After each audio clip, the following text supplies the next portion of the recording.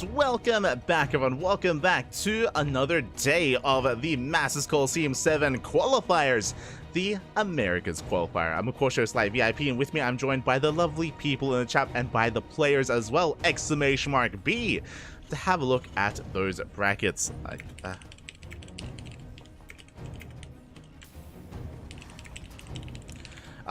!B in the chat if you guys want to have a look at the bracket yourselves, because we are just diving right into game number 1. Very little time to breathe here, but here we go. Spawning in the bottom right hand corner of Golden Aura, we have the Mexican Terran player, the blue Terran, representing himself. It is Special. And spawning in the top left hand corner, we have his opponent. We have the red American Terran player, representing Storm Gaming. It is Epic.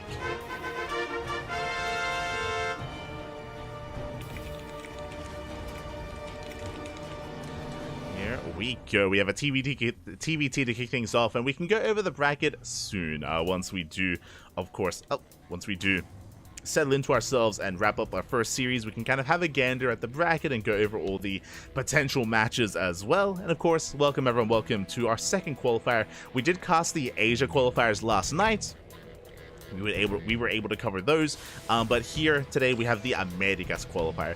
Usually we do cover ESL Open Cup ESL Open Cup Americas as well, but unfortunately both events are clashing, both events are overlapping, so we're prioritizing Masters Coliseum, and we will be covering the ESL NA Open Cup, the Open Cup via replays another day, or we might be able to catch the finals or the tail end of the tournament after we wrap up Masters Coliseum. It's possible. It is possible. Bracket doesn't look updated. Oh no, sorry, we'll post it here. Bam. I thought this was happening tomorrow, happening today. But yeah, I just posted the link in the chat. We'll try to update the challenge bracket as soon as we can. Oh, sorry, the Nightbot command. As we settle into this, so far, double gas opener from Special, double gas opener from Epic, so this means delayed expansions from both players, going for faster factories instead, so a much more aggressive opener here to kick things off. Much more aggressive opener between our players for the time being. As again, we're just getting into our openers themselves. We do see Special vying for map control, did open up double Reaper. Likewise, so did Epic. Epic is taking a more defensive stance. Special is looking to be active on the map, looking to dip into the main base if possible, maybe even disrupt some of the production. As here we go, we are slipping into said main. And so far, we do take down one. Oh, you barely take down one of those SCVs. Trading an SCV for a Reaper, we try to get some more damage done as well. We do get a full scout of the main base. We confirm the 1-1-1 opener of Epic, so some nice scouting information, and we even disrupt the low ground as well. Can we delay that CC? We will delay it by a couple of seconds, and every second does count here in StarCraft, as the Reaper will be able to slip away. So really nicely done here by Special. Did lose the Reaper, yes, but he was able to trade, able to get some scouting, and able to disrupt the overall build of Epic. Back at home, Special just getting into his own 1-1-1, getting into his own Cyclone production. If you're familiar with TVT in recent times, in the most recent patch, Cyclones are a big part of early to mid-game TVT. So we should be committing a little bit harder here into Cyclone production, as we do see Epic going for an add-on swap. Okay, so he makes 2 Cyclones, then he's transitioning out of this into a more traditional form of mech, into a drop, don't get me wrong, but into tank production. So Epic going right into tank production. Meanwhile, Special, he is keeping his reactor on the factory, still making non-stop Cyclones. So Epic, once again, is going to be taking a more defensive stance with his tank production. Special is going to be the more active player. We have a drop initially here to kick things off, but the Liberator does come across it. Good scout from Special, does take a lot of damage, but again, he is in position. Do see Epic going to be rotating over towards that low ground. Special in position. Oh, does force a big up, but the lock-on! The lock-on is real, and we shut down the medevac with both Cyclones as well. A big loss for Epic. Suddenly, Special has map control. There's no reason to keep anything back at home. There's nothing threatening his bases, so we can push. Cyclones towards the south, Liberator towards the north. Marines are getting in position here. Liberator already taking a lot of damage earlier. There are tanks in position as well. We'll see if Epic can hold, as he does force that lid back. At the the same time, Cyclone's pushing on forward as well. They are going to be spotted. Decent tank shot going up. zoning away Special. Epic's going to be able to hold on. Behind this, we're getting into Raven production, and now we can get into our transition here as well. We have our 3 Raxes on the way. We have the add-on swap going on. Special still has how many Cyclones? 7 Cyclones in total. Again, the goal here is to contain Epic. Contain his opponents and get into a faster 3rd CC. 3rd CC about to finish up here for Special. About to be morphed into an orbital. Epic still working on his own. So Special, it looks like he's 1 step ahead. Does feel like Special is 1 step ahead with his CC timing, with his map control, of course. The big advantage that Epic has is faster tank production. Faster and earlier tanks here, and again, tanks and positional play is king in TVT. Usually, there are, of course, ways to play around that, and again, Special is going for a very bio-heavy style. Before starting up tanks, we are getting into double E-base for double upgrades, marine production as well. We're just now working on our first tank. Tanks aren't the end-all be-all, but it is something to bear in mind, and it is a way for even a player that's down in supply to make up for that with better positioning and with like big tank volleys. So Epic is still in this. At the same time, auto turret harass in the main base, we get a little bit of damage done. Raven's gonna get the hell out of there. And at the same time, Liberator harass coming in towards the natural as well. Not too much in position here as you do siege up at that mineral line. So the Marines having a bit of an awkward time engaging. A lot of lost mine time here in the natural as well. Special being as annoying as possible here, denying so much mining. We should be seeing an auto turret to help defend, and I think the auto turret is within range. Oh, as the Marines dive forward, we will clean this up. At the same time, we do have an auto turret harass going for Stim. No shot. Stim is going to be denied. A big pick off there from Special. Ay, ay, ay. Going for the tech lab, denying Stim. At the same time, Liberator was dealt with, but this was worth it for Special. The Ravens! He's diving on the Ravens. He gets 1! At Epic, he's being picked apart at this point. Sure, he has tanks, but he just cannot keep up with the mobility of all these Cyclones. Again, he has been losing just a bit too much. Behind this, Special, faster 3rd, better saturation, higher worker count. Building up his tank count. Now, Epic, he has retained his tanks, at least. So, his tank count is still, he still has that lead, still is ahead in that respect.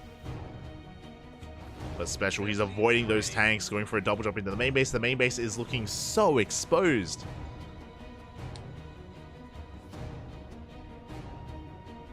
So here we go, the double jump going right into that main base. Again, we are very much so in position here at the 3rd and covering the natural, but the main is vulnerable, and we do not have vision of the corner of the main base. Special going to be unloading. Behind this, Special just getting into the rest of his production, getting into additional Raxes, and yeah, we just dive. Not against Stim! For a second time! For a second time gets denied here, and this is becoming too much. I mean, Stim isn't the most important upgrade, but I mean, your bio army is so important when it comes to buffering your tanks, when it comes to protecting them, and without having Stim, just we're stuck at home. Another medevac goes down as well. Special, he's just trading so well here. Eventually being forced out. But here we go, the 1-2 punch. Special's main army pushing through towards that 3rd base. Ravens can disable. Disable was researched by Special, Interference Matrix. And we can dive on this position. There are the mass disables. Boys are being pulled. That's all we can do. That's all we can bring here to the fight. And we break this 3rd base. We take down the tanks as well. And at the same time, we still have that marine drop in the natural. GG gets called, and Special will take game number 1. Whew. GG.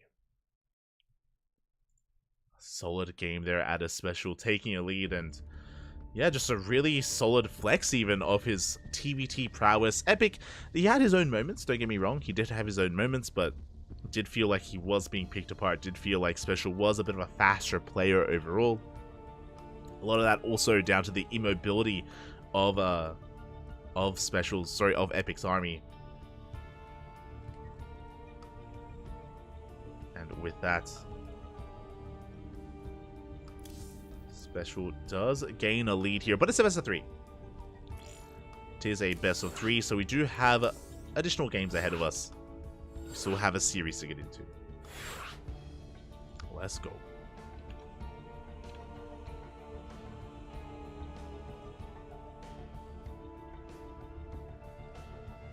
Let's go. As we are going to be settling into Game 2, going to be on Hecate. we have our map of choice. Oh boy. For a little bit of context, the winner of this series advances on to face Max Angel, Australia himself. Again, once we wrap up with this best of 3, we can take a moment to go over the challenge brackets while our players are conducting their vetoes. We'll go over it soon. We'll get there. We'll get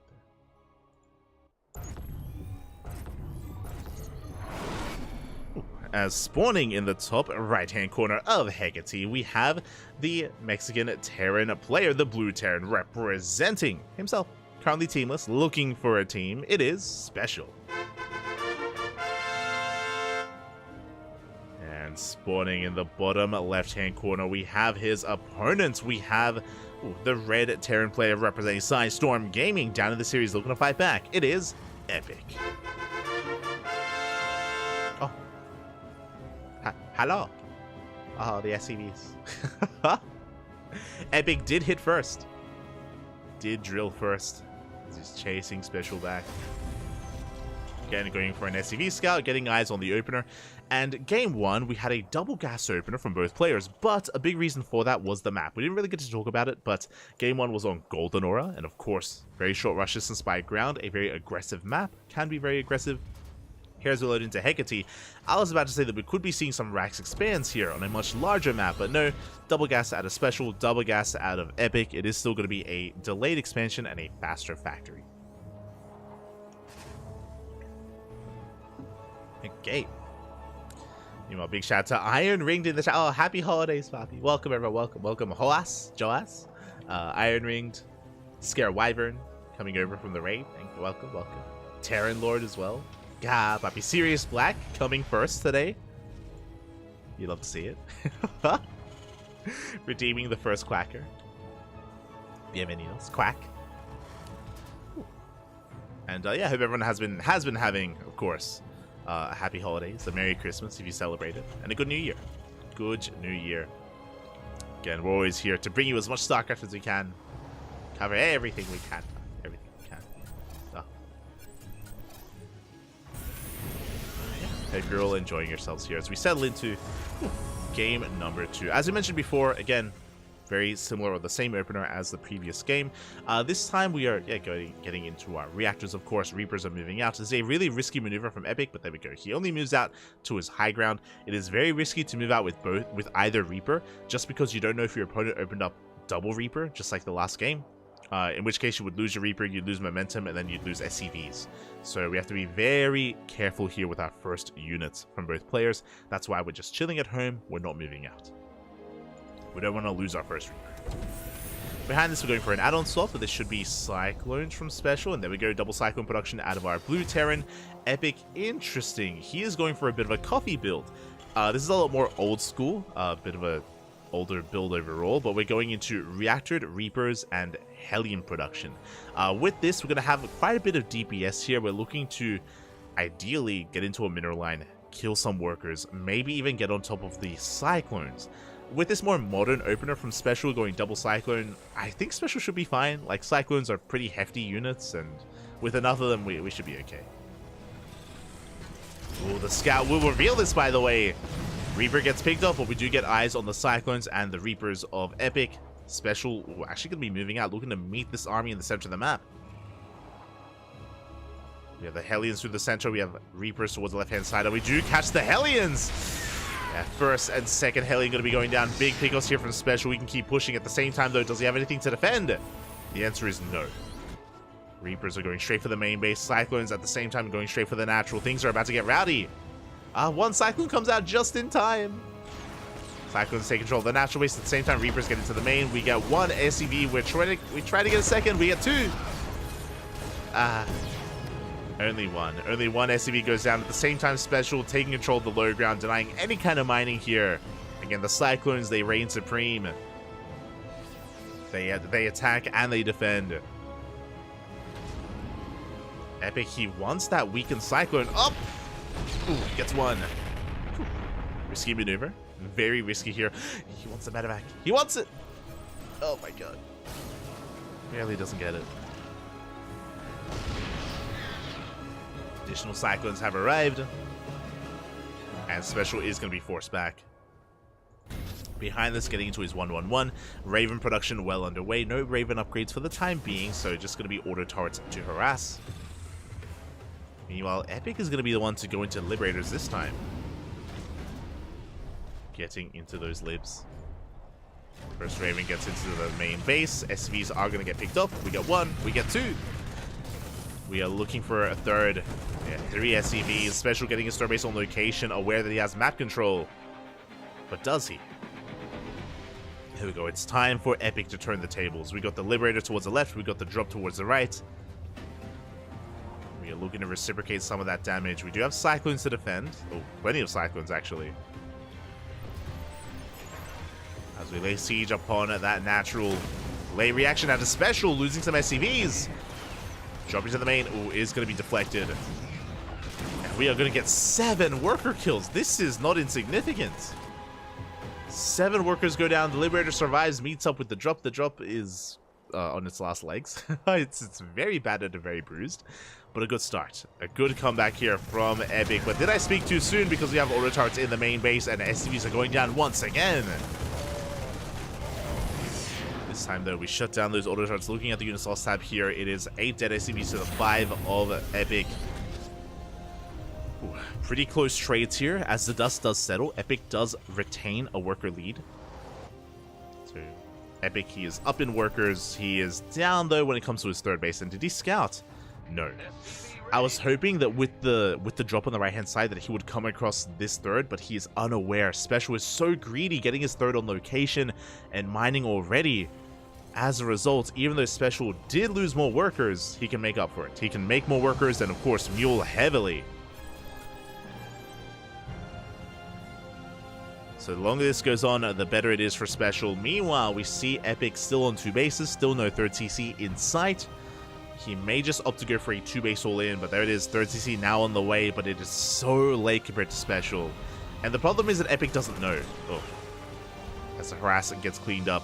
But Epic doesn't know how ahead or behind he is. Because of that, he doesn't know whether he should be aggressive or should be more greedy. Lack of information is just, yeah, just denying him kind of any kind of decision making to try to catch back up or take advantage of his opponent. And here comes the push. Disables are researched. Auto turrets are thrown down. Special is going to back off. He backs off out of range of the auto turrets. Epic was a little bit trigger happy there, which means Special can keep pushing. And we are running out of energy for the Ravens of Epic. Going to be backing off. Special, all he has to do is deny the third. He's going to rotate, checking the triangular third and soon the linear third as well. As long as his opponent is stuck on 2 bases, that's good enough for Special. Looking for a way in. When he does find a single tank, gets a disable. And with that, Epic, he gets out position, losing 2 tanks, losing all his Marines, and it looks like there's almost nothing left. We can land the Vikings! And the Vikings, they land on the tanks. We're going to be able to clean them up. Cyclone's pushing forward.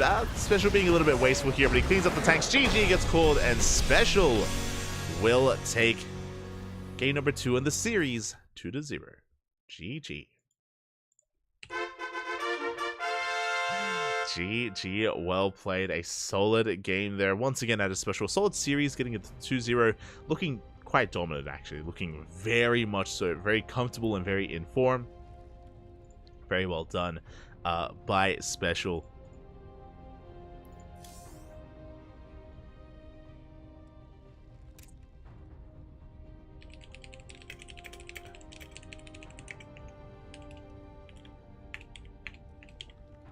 Very well done there by Special as he advances on into the next round.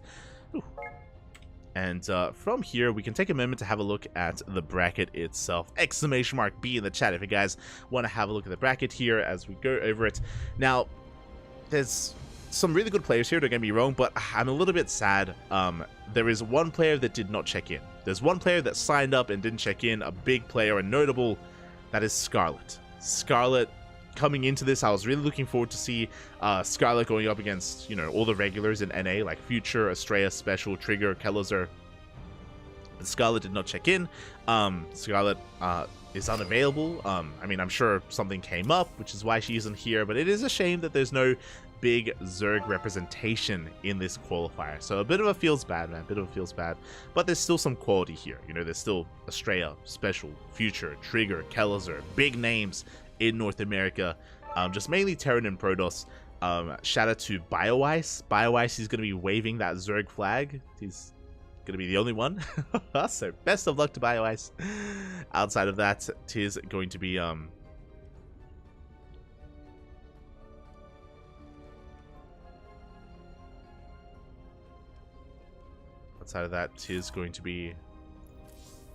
yeah, mainly Terrans and Protoss.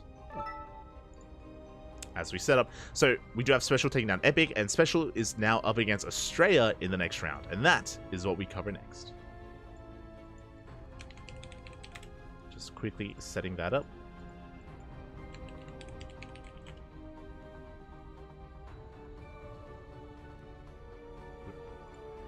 Setting up our next series here. Meanwhile, as you scroll down a little bit further, we have Future 2-0 to Medic, and Future is waiting for the winner of this series. Again, a very, very high-quality matchup waiting in those semifinals. Scrolling down a little bit further, we have Trigger waiting for the winner of Maples and BioIce. Bit of a Canadian showdown. Maples, BioIce, and Trigger, all from Canada, so best of luck to the three of them. Best of luck to the three of them facing off. And at the very bottom of the bracket, we have Foxer versus Holden. Ooh, a bit of a TVP in that first round, leading into Coliseum in round 2. Coliseum, of course, recently claiming second place in ESL Masters Winter Americas. He had a wild run to actually go all the way to the finals. Coliseum, he was able to bring down players like Scarlet. I think Scarlet went down to Cham, if I'm not mistaken, in the ZVZ. But, you know, Coliseum, he came out on top over Trigger, Scarlet, Future, Special, any of these other players, only falling to Estrella in the finals. So coming into this qualifier, I would expect an Estrella versus Coliseum qualifying match at the very end, but we'll see. We'll see if any of these other big names are able to slip them up and stop them and make a run themselves. And I do think a lot of these players are pretty interchangeable and pretty similar in skill. So a lot of these matches could go either way. I don't envy you. Don't envy you.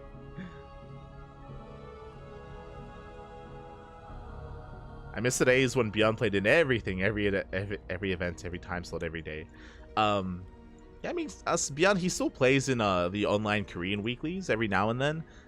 He's a bit of a degen, so he has actually told us that KSL is too early for him. But you know, he plays in ESL Asia at least when he can, and ESL Americas. But yeah, this qualifier is region locked. Region locked qualifiers only from the Americas. Only from the Americas can you participate in this. Also, for those that are curious, it's all best of threes, and only one player qualifies for the main event. Only one player makes it through into Masters Coliseum number 7. So it's a bit of a brutal qualifier. Last night we did cast the Asia qualifiers, and Firefly was the player that made it out on top. To be expected, Firefly, he's been making a name for himself. So he's going to be joining Oliveira, repping his region in the main event. Today we have the Americas qualifier. I believe tomorrow is Europe. Let me just double check. Sorry, tomorrow is Korea. The day after is Europe. So there we go. We still have the Korean and European qualifiers ahead of us in the coming days. Here we go.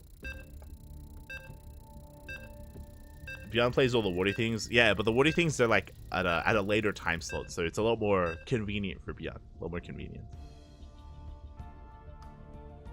Doesn't have to wake up early, just has to stay up late.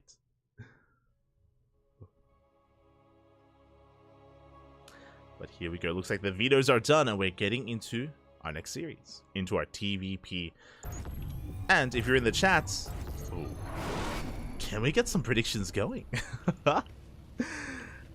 I'll try and set it up. I'll try and set it up. Let's go. As spawning in the top left-hand corner. Oh, we may have to remake. Okay. Never mind. Gonna be remaking. We're just testing out servers, essentially. Just testing out servers, making sure that it's as fair as possible. And this gives me time to set up predictions.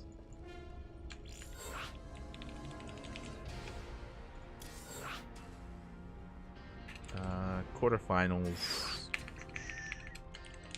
Estrella versus Special.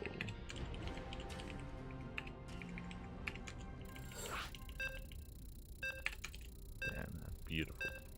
Okay, you can hear the beeps, and we're going to be loading on in. Again, they were just testing the ping on Central. And apparently Central was really awkward for Special, and he's just having some lag spikes on US Central. So we're going to be playing on US East. US East.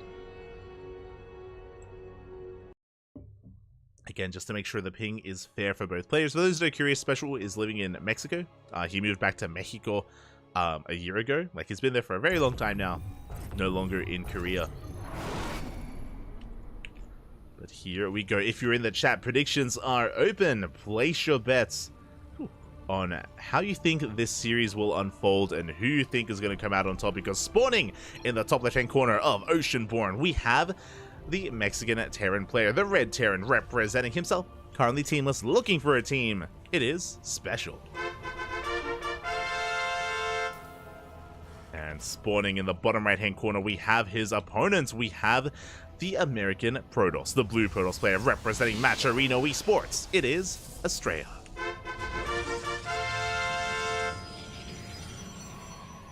Here we go. A TVP is upon us here. Special, one of the best Terran players in all of Latin America.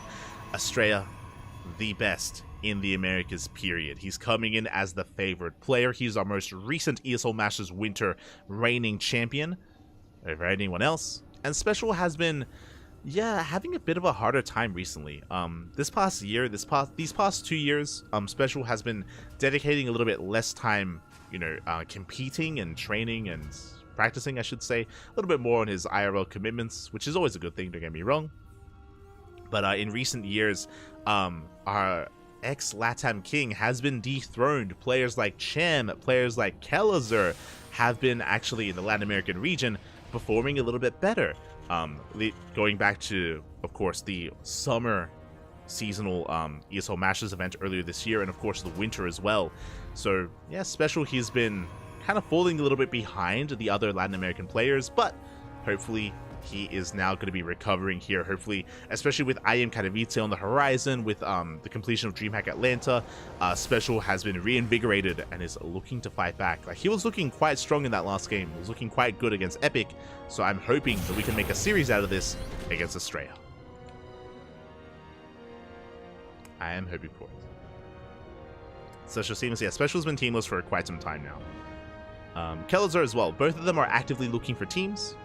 Hey, if the Ducklings had a little bit more funding, then 100% we would, I would 100% consider picking up the Diego. Like, Kelazar, like, I would 100%. If I had it, I'd be there for Diego. He's a good friend of the channel. But, yeah, hopefully they're able to find a nice home. Hopefully. Fingers crossed.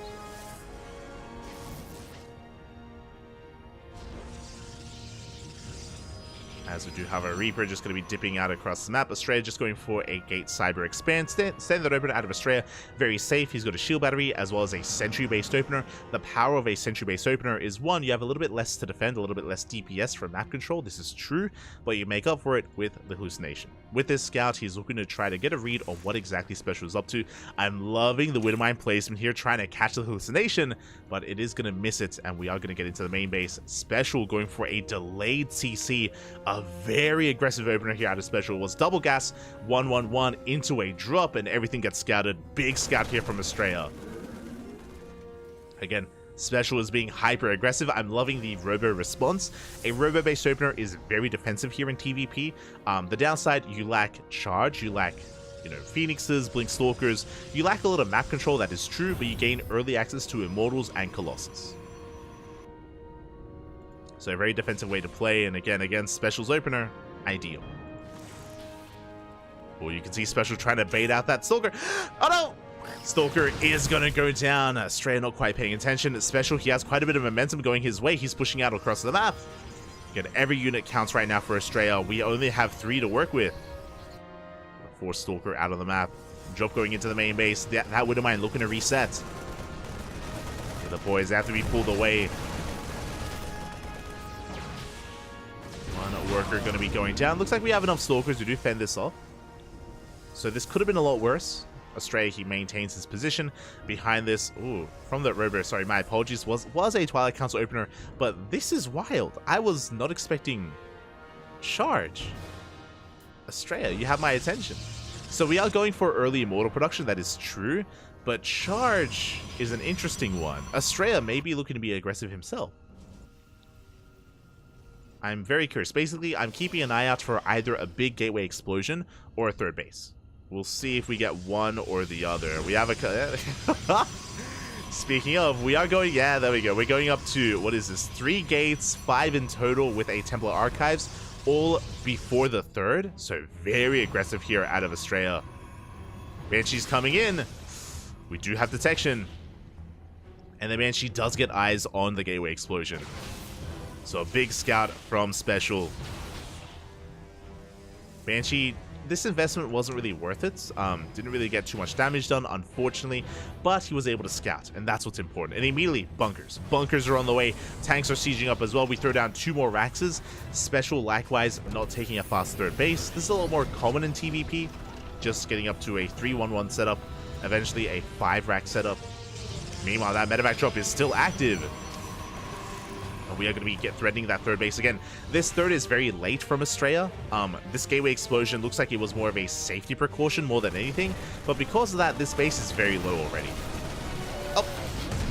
Nice mine shot, nice control there at a special, but he will lose that winter mine.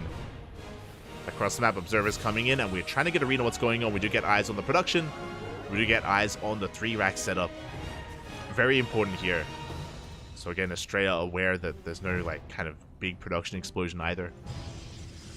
Estrella just going for a late third and getting into additional tech. Storm is about to finish up. We have Blink on the way, Forge for +1. With this Forge, clearly Estrella wants to go into the mid game. He wants to go into a longer game from here. And we'll see if he can get there, because Special doubling down, making a second Banshee, trying to get into the main base, so we have detection available. Once again, the Banshees don't really get much done there, at least keeping Estrella busy. Behind this, we do have 1-1 on the way for Special. Stim, Combat Shield, still building himself up on 2 bases. Ooh, goes to the scan, assuming there was an observer.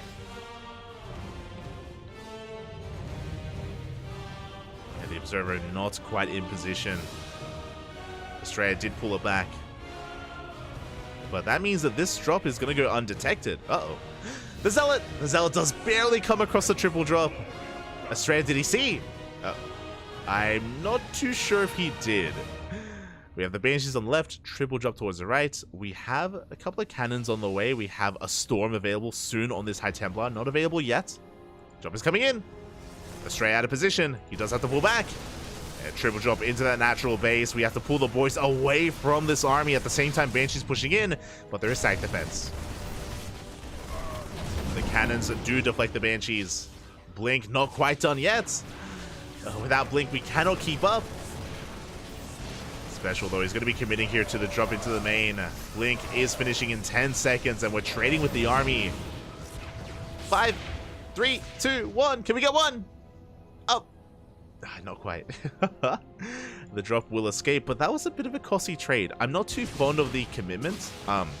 There's no cannon here at the natural base, so we're going to get damage done. 2 probe kills. Meanwhile, the medevacs are being shut down. But yeah, like, initially Special was doing well here at the natural, but committing into the main was a little bit brutal and didn't really get too much done. Special, oh my god, going for mass mine drops. Bold move.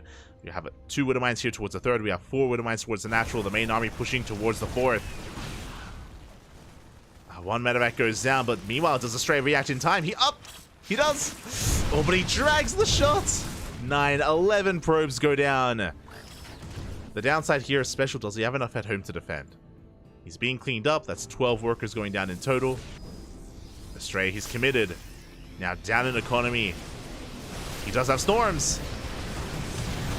There we go. Massive storms on the Marines. Oh my god! The Prism goes down! Oh, the Prism does fall here to those Vikings, but we still have a massive ground army, and we're breaking through. Again, Special, he invested so much in his harassment. He threw so much supply away, harassing across the map. and he just doesn't have enough at home to defend. It looks like he is being broken. Estrella pushing into the natural, pushing into the main base. We still have one storm available behind this. GG gets called, and Estrella will snowball out of control, taking game number 1. GG. GG, well played. Special, again, investing a little bit too much harassing across the map. Was achieving some damage, but not worth how much he was throwing away. You know, that was what, 6 medevacs worth of units? Remember, initially we had the triple drop on the right-hand side. We had the Banshees plus the Widow Mines as well. Like, there was so many units invested in harassing, and once it all got shut down, there wasn't really much at home to defend. There were 2 tanks, a bunker, not many Marines, not many Marauders. Estrella was able to just break through. GG. Good killer instinct. Good killer instinct here from Estrella, recognizing how vulnerable Special would be, and punishing Special for, again, overcommitting to the harassment there. And with that, that is game 1 in the books, and now we're getting ready for game number 2. Game numero 2.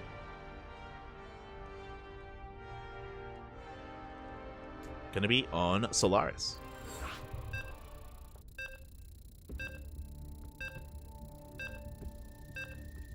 Here we go.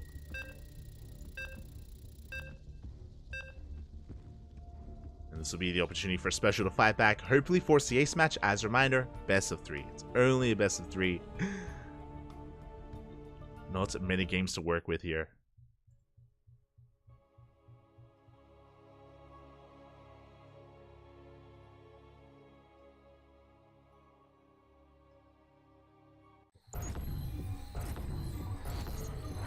Here we go. Spawning in the top right-hand corner of Solaris, we have the Mexican Terran player, the Red Terran, currently looking for a team. If you're out there, if you have a team, consider picking him up. Consider supporting Special. And spawning in the bottom left-hand corner, we have his opponent. We have the American Protoss, the blue Protoss player representing Maturino Esports. It is Estrella. 1 game away from advancing on to the upper semifinals. As a reminder, Future, the American Terran, is waiting for the winner of this series. Waiting for the winner in the semifinals. Meanwhile, hello, Mr. SCV. Where are we going? We are going to be avoiding the main scouting path through the center of the map. Interesting here from Special. With this, it's going to go unscouted. And are we looking just for an eBay block? Looks like we are. We're going straight for the natural base, and the goal here is to throw down an engineering bay and to force the unnatural natural out of Estrella. There we go. The eBay has been thrown down. Estrella, ooh, doesn't quite have vision of this. Probe is now moving to the low ground, but it may just be too late here to slow this down. Instead, he's going to be forced to expand at the triangular third base location. Special is going to be in the driver's seat. From here, he's going to be in the driver's seat. Estrella, he's going to be split between 2 really awkward bases, and his goal is to successfully defend. Special from here is going to be going for a factory. He's going to be going for a factory, most likely a Cyclone follow-up, Cyclones and Hellions. And his goal is going to be to abuse the fact that Estrella is split between these bases. With Hellions and Cyclones, he can, of course, focus down gateway units, focus down probes as well. This is going to be very reliant on the positioning of Estrella. Whether his units are in position, shield batteries, overcharge, micro control. It's going to be a tight hold here for the Protoss. It is not an easy thing to do. There it is, factories in production. Now, Estrella already working on the wall. He throws down a pylon here on the high ground, and his goal should be to set up a wall just to make sure that if Hellions try to dive into the main, they're going to be denied. They're going to be slowed down. Estrella going for his own potentially counter proxy pylon. There's that Twilight Council. So it's going to be a Twilight Council base opener. Interesting choice. So something that's very common in this situation, it's very common for Protoss players to go for Stargate, to go for Stargates. The reason for this is because the rush distance by ground between these 2 bases, the rush distance by air is quite short. You know, Phoenixes, they don't care about the ground terrain. They don't care about the ramps and like the kind of weird pathing here between these bases. So it's a little bit easier to kind of bounce between the bases themselves. But Estrella, the reason why he's going for a Twilight Council, he's going for a counterattack as well. His goal here is to defend and push across the map.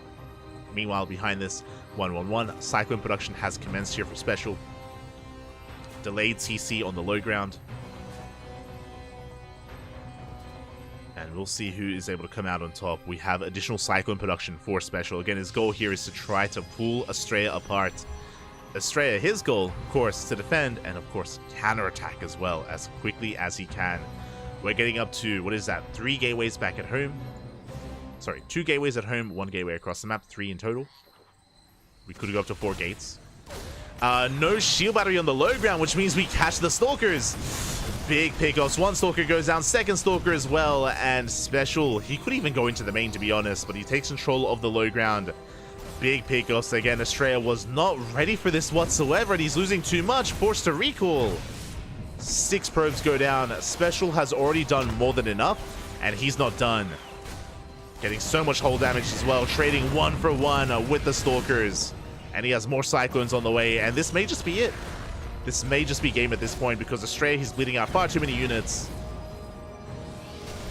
And he cannot afford to lose this natural base, but he can't save it. What can he do? There we go, we're up to 3 Stalkers. Special going to be tanking some of those shots. Is going to pull back. So far, good target firing here out of Estrella. Additional Cyclones are on the way. But Special, he has quite a lot of momentum already. And Estrella's basically all in. I don't know if you noticed something. Estrella, he's not making probes. He is not making any more probes. He is 100% all in at this point. He's getting caught out. Oh my god, Blink does finish. Just in time. Liberator into the main base. No defensive Stalkers, by the way. Again, Estrella, he has to commit. He has 1 Stalker to defend back at home. And can he break his opponent? We have a bunker on the low ground. We have Cyclones that are being repaired. How many Stalkers in total? 6 Stalkers and a War Prism on the way. With this tank, we just can't break this. Oof. We lose a Stalker in the process. Every Stalker counts. Here comes that Prism, which means we can bypass this position. We can avoid the bunker and the tank. We can go straight into the main. But a Banshee is on the way. Banshee, 2nd tank. We're going for another big warp in. We're going for a warp in. Estrella diving into the main base. He can deny Stim, which is a nice pickup. But he needs more. Again, Estrella still does not making any workers, any probes. He dives on top of the tanks. 1 tank goes down. He gets a 2nd. Big pickups. But the Cyclones. Oh my god. We get 2 tanks, but we lose 4 Stalkers. A brutal loss there for Estrella. He trades well, but he can't sustain these losses. He doesn't have the economy for it. He's now down to... Oh, God. Now down to 6 Stalkers. Behind this, another tank is on the way. Special, far ahead in the economy. Over double the worker count here of Estrella. Estrella's in a lot of trouble. Cannot break this position. Canceling another Stalker. The longer this goes on, the better it is for Special.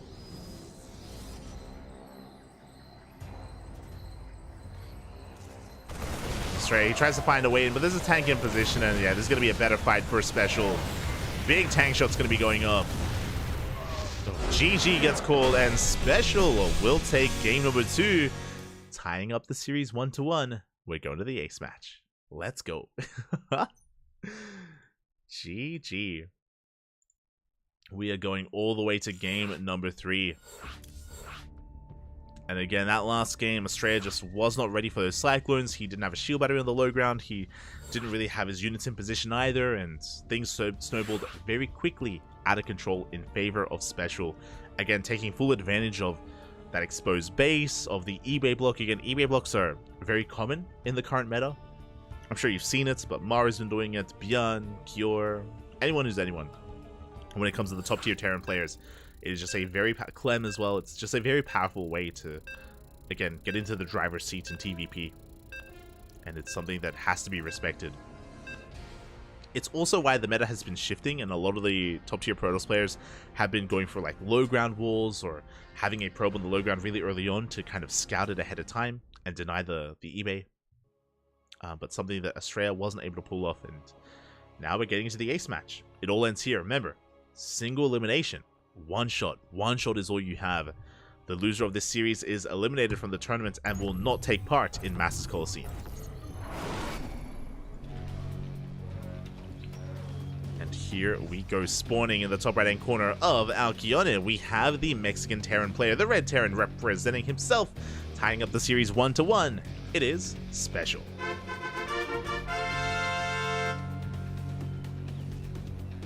And spawning in the bottom left-hand corner, we have his opponent. We have the American Protoss. The blue Protoss player, the reigning ESL Masters Winter America's champion. Can he fight back? Can he bring it back here in the ace match representing Match Arena Esports? It is Australia.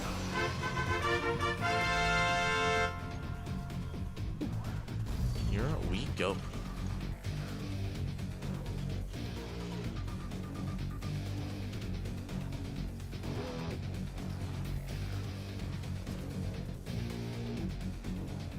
Catching up in the chat.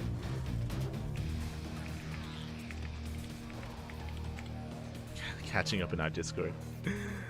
As we are settling into this here. Special once again going double gas. Once again, Special is going for a delayed expansion. A much more aggressive opener here out of Special. This time, doesn't go for the eBay block. His SCVs are kept back at home. And with this opener, should be going for a factory. He could double down and go for a 1-1-1. Racks into factory into starport, but this should just be a delayed CC and faster Cyclone production from our Terran. Ooh, meanwhile, Australia looking to spice things up. Hello, Papi. Is going to be mining through these mineral patches and looking to go for what looks to be a proxy Stargate. Very common here on Alcyone, just because of this positioning. Just because of the mineral patches that you can mine through. These are just very common proxy locations. So we'll see if Special does check. As for now, going for that factory. Meanwhile, there it is. There's that Stargate on the way. Now, this is not an all-in. It is a proxy, yes, but it is just a way to cripple the economy of Special and get into a better economic position as the Protoss. This should just be proxy Oracle. Just Oracles behind this. Oh, actually, we could commit. If we throw it, it's proxy Void Ray. Never mind. It is going to be a pylon shield batteries. If you watched StarCraft back in 2021 and 2020, you would be familiar with this build because this was very prevalent back in the day before the nerf to the Void Rays. Proxy Void Ray. Let's go. Now, there is a reason as well. We're going to be scouting. The pylon is spotted, shield battery is spotted as well. We go straight for the probe, and the probe is going to be focused down. Big pick off the Void Rays on the way, but Special is already working on this. This is not a good start for Australia. But if you're curious why this is back, if you're, again, more of an old school viewer, and if you're curious as this shield battery is going to be cancelled, the reason for this is the change to the Cyclone. The Cyclone in the new patch has less range. Because it has less range, going to be a lot easier for these Void Rays to take advantage of them and to gain momentum. But here we go, we have the starport on the way. I'm loving the positioning of the starport. It's behind the mineral line. We need Vikings. Vikings are very necessary here to defend, more so than Cyclones. Bunker is on the way. Cyclones are amassing. Void Ray does arrive. We're diving on top of the Cyclone immediately, and we're going to be able to focus it down. Again, because of the reduced range, Cyclones cannot kite as well as they used to against Void Rays, which is why Vikings are very necessary here. We have a second Void Ray on the way. No shield batteries, and Australia is transitioning. Okay, so because the shield batteries were denied, Australia is trying to recover and get into an economic game. Oh, but the Reapers, they make their way across the map.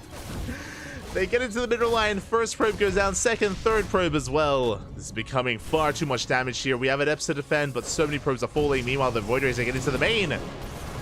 They get into the mineral line. They focus down another Cyclone. Both players are going to be hurting. Both players are losing workers. The Reapers are finally dealt with. They're finally cleaned up. Across the map, the Void Rays going ham. As we get another Cyclone. But the Viking has arrived, and finally, we defend. Now, Special did lose 9 SCVs, but he does have a CC, soon to be ready to land. He has some tech to work with a 1-1-1. But again, a very low economy, very low worker count. Australia back at home. Not a lot of tech to work with. There we go. Oracle's on the way. We're going to need that Oracle for vision, for scouting. And Estrella needs to recover back at home. Is a very awkward game. As the dust settles, I think I want to give the edge to... Estrella. Yeah, he has map control. He shuts down a Viking. Very nice pickup. Ooh, Adepts have arrived, and we're trying to get on top of these Marines. We get one. We get two. We get two Marines. We get a third Marine as well. Just barely we don't. Estrella does overextend. Underestimating the amount of Marines that would be available.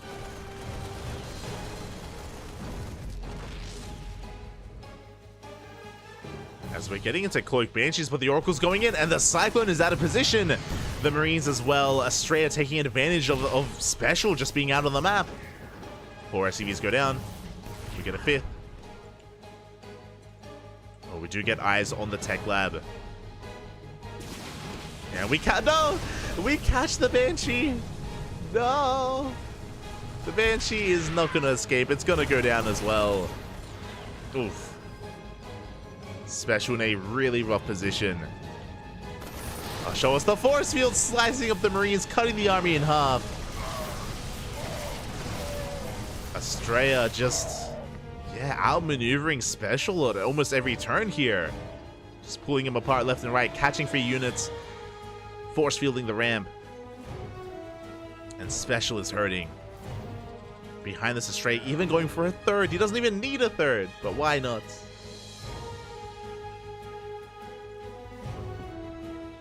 Actually, is he going for the gold? Okay. Just mining through these middle patches. Army's making its way through. Estrella getting saturated here on his 2 bases. Robo follow-up. Blink is on the way. Phoenix is as well. A bit of everything. A bit of everything on the way here for Estrella. I'm curious. Will he go for the gold? No, okay, we're still... Okay, never mind. We're still just mining these minerals. I'm overthinking this probe. The Banshee does threaten the natural. We have an Oracle, we have a Revelation available. We don't want to waste it, but it is there. The Banshee was left idle. Oof.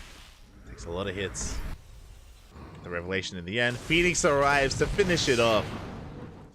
The investment into these Banshees has not been worth it. We're getting into a bio transition with 3 Raxes. Second Banshee has arrived.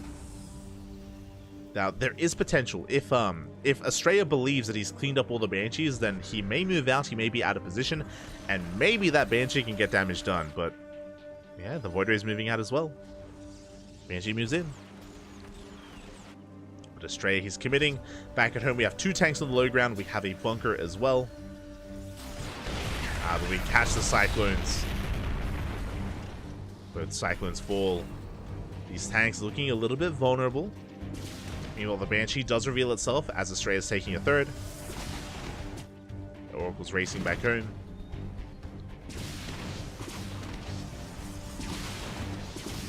Phoenix has arrived. Shield Battery not allowing this Banshee to get any damage done. There's the Revelation. Can we get one probe? Oh, no. Not a single probe goes down. And now Estrella can focus on his push. That's a lot of Marines. There's no... Okay, so the one thing here. There's no reason to push in. All Estrella has to do is contain. He just has to contain his opponent to 2 bases while Estrella takes a third and takes up. We got Charge on the way. Storm on the way as well. There's nothing pressuring Estrella from trying to dive in. I mean, this, you know, he could maybe see like a point of vulnerability and try to abuse that. But for the most part, Estrella should just chill. He just has to calm down, contain. Additional Raxes on the way. Special going out with the drop. Again, drop play is something that Special needs to do here to come back in this game.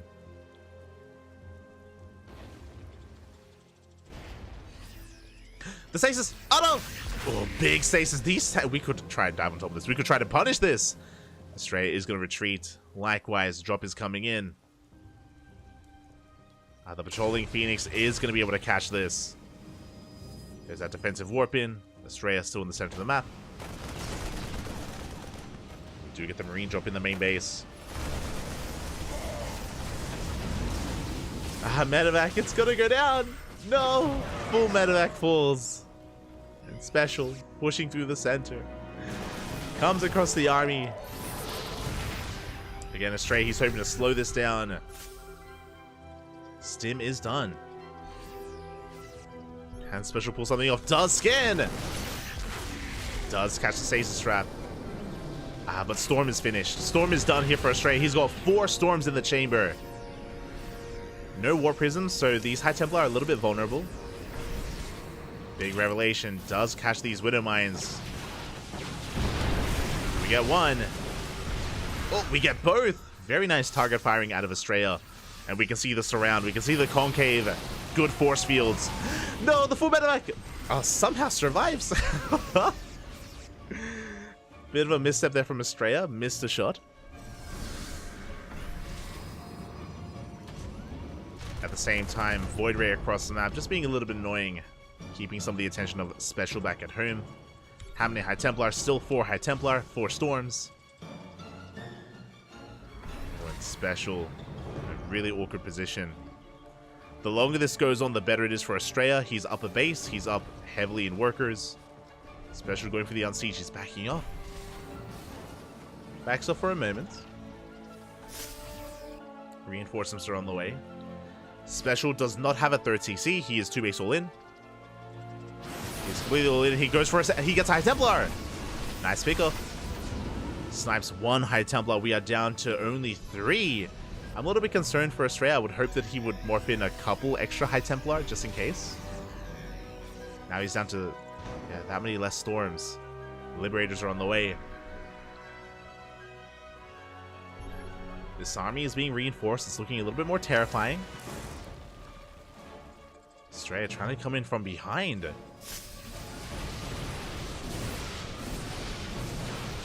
He's catching reinforcements, catches a Liberator as well. The Unsiege!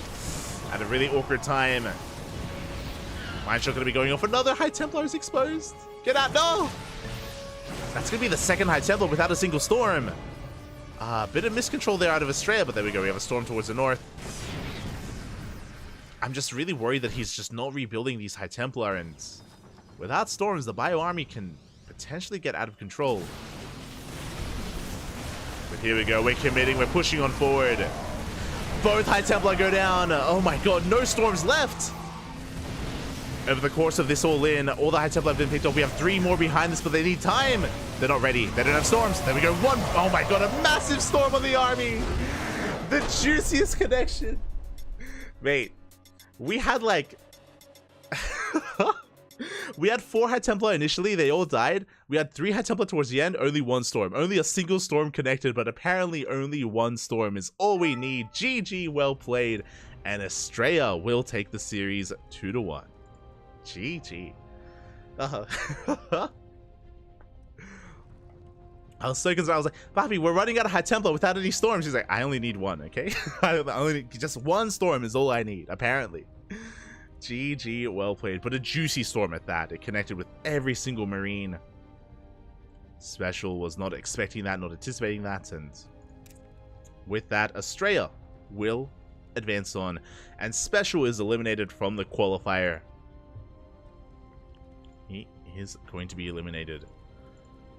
And with that, we can have a look at the bracket here and go over what comes next.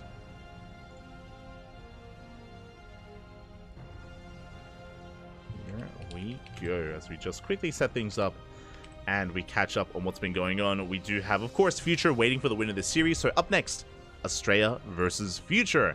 It's going to be another PvT between teammates, between good friends. Wish them both the best.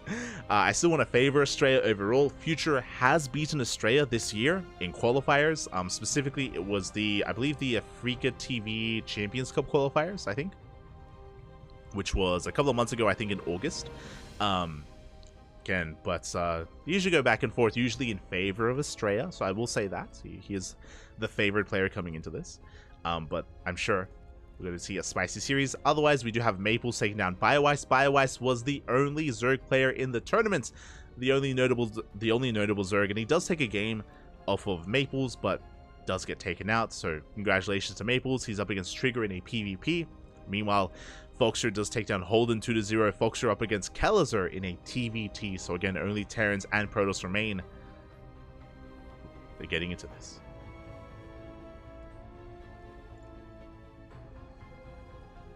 Catching up. Happy Quackmas. Merry Quackmas, Papi. Merry Quack. Did Estrella get better or did Special get worse? Estrella, I would say he has been better than Special for the past couple of years. I would say for...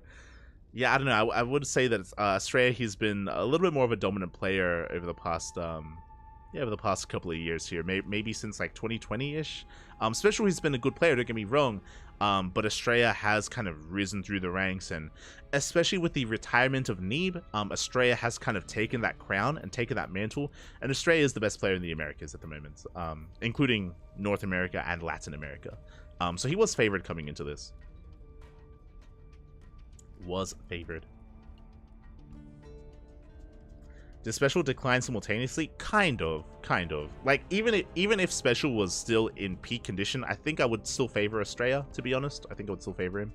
But I mentioned this before, and it is no secret that Special, he's no longer living in Korea, and over the past year of play, he hasn't been dedicating as much time to competing. He hasn't been dedicating as much time to it. I would say for the most part he has retained his skill, but he hasn't been kind of improving at the rate as some of these other players. I speak about some of these other NA players like Estrella, like Trigger as well is another big one. Maybe even Future. I'll be honest, at the moment I don't know how I would compare Special and Future. I would say Kellizer is ahead of Special at the moment as well. I'm unsure about Future and Special. I'm unsure how they compare to each other. Maybe I want to favor Special there. It's hard to say, because Future has been dedicating a lot of time to him, and he has been improving a lot this year. So uncertain about that. Uncertain. Oh. Yeah, Estrella has been on a tear. Pat. Feliz Navidad, Smokey Boy. Feliz Navidad. But yeah, we're getting ready here for our next TVP. We'll see if Future can overcome Estrella here. We'll see if anyone can. But again, other big matchups are going on. Trigger versus potentially Trigger versus Coliseum is going to be really spicy. Again, if you are maybe unfamiliar with the NA region as of late, Coliseum is currently number 2 in the region. In ESL Masters Winter, Coliseum, he overcame Special, overcame Trigger, overcame Scarlet. Coliseum is second only to Estrella in our most recent Premier event. So a lot of eyes are on Coliseum at the moment. My eyes especially, to see if he can go for another big run and to see if he can take it to even Estrella later on down the line. Or if Trigger can stop him. Again, Trigger, he's of course another big up-and-comer in the region. So, yeah, we'll see. We'll see how they all kind of develop against each other. Meanwhile, we are going to be going on a short break. Estrella needs a little bit of time, so we're going to be going on a short break. I'm going to get some water, get some snacks, or take this moment to get some snacks, go to the bathroom, hydrate a Hydra, stretch your roaches, massage your Marines, and we'll see you guys in a couple of minutes with Estrella versus Future. See you soon.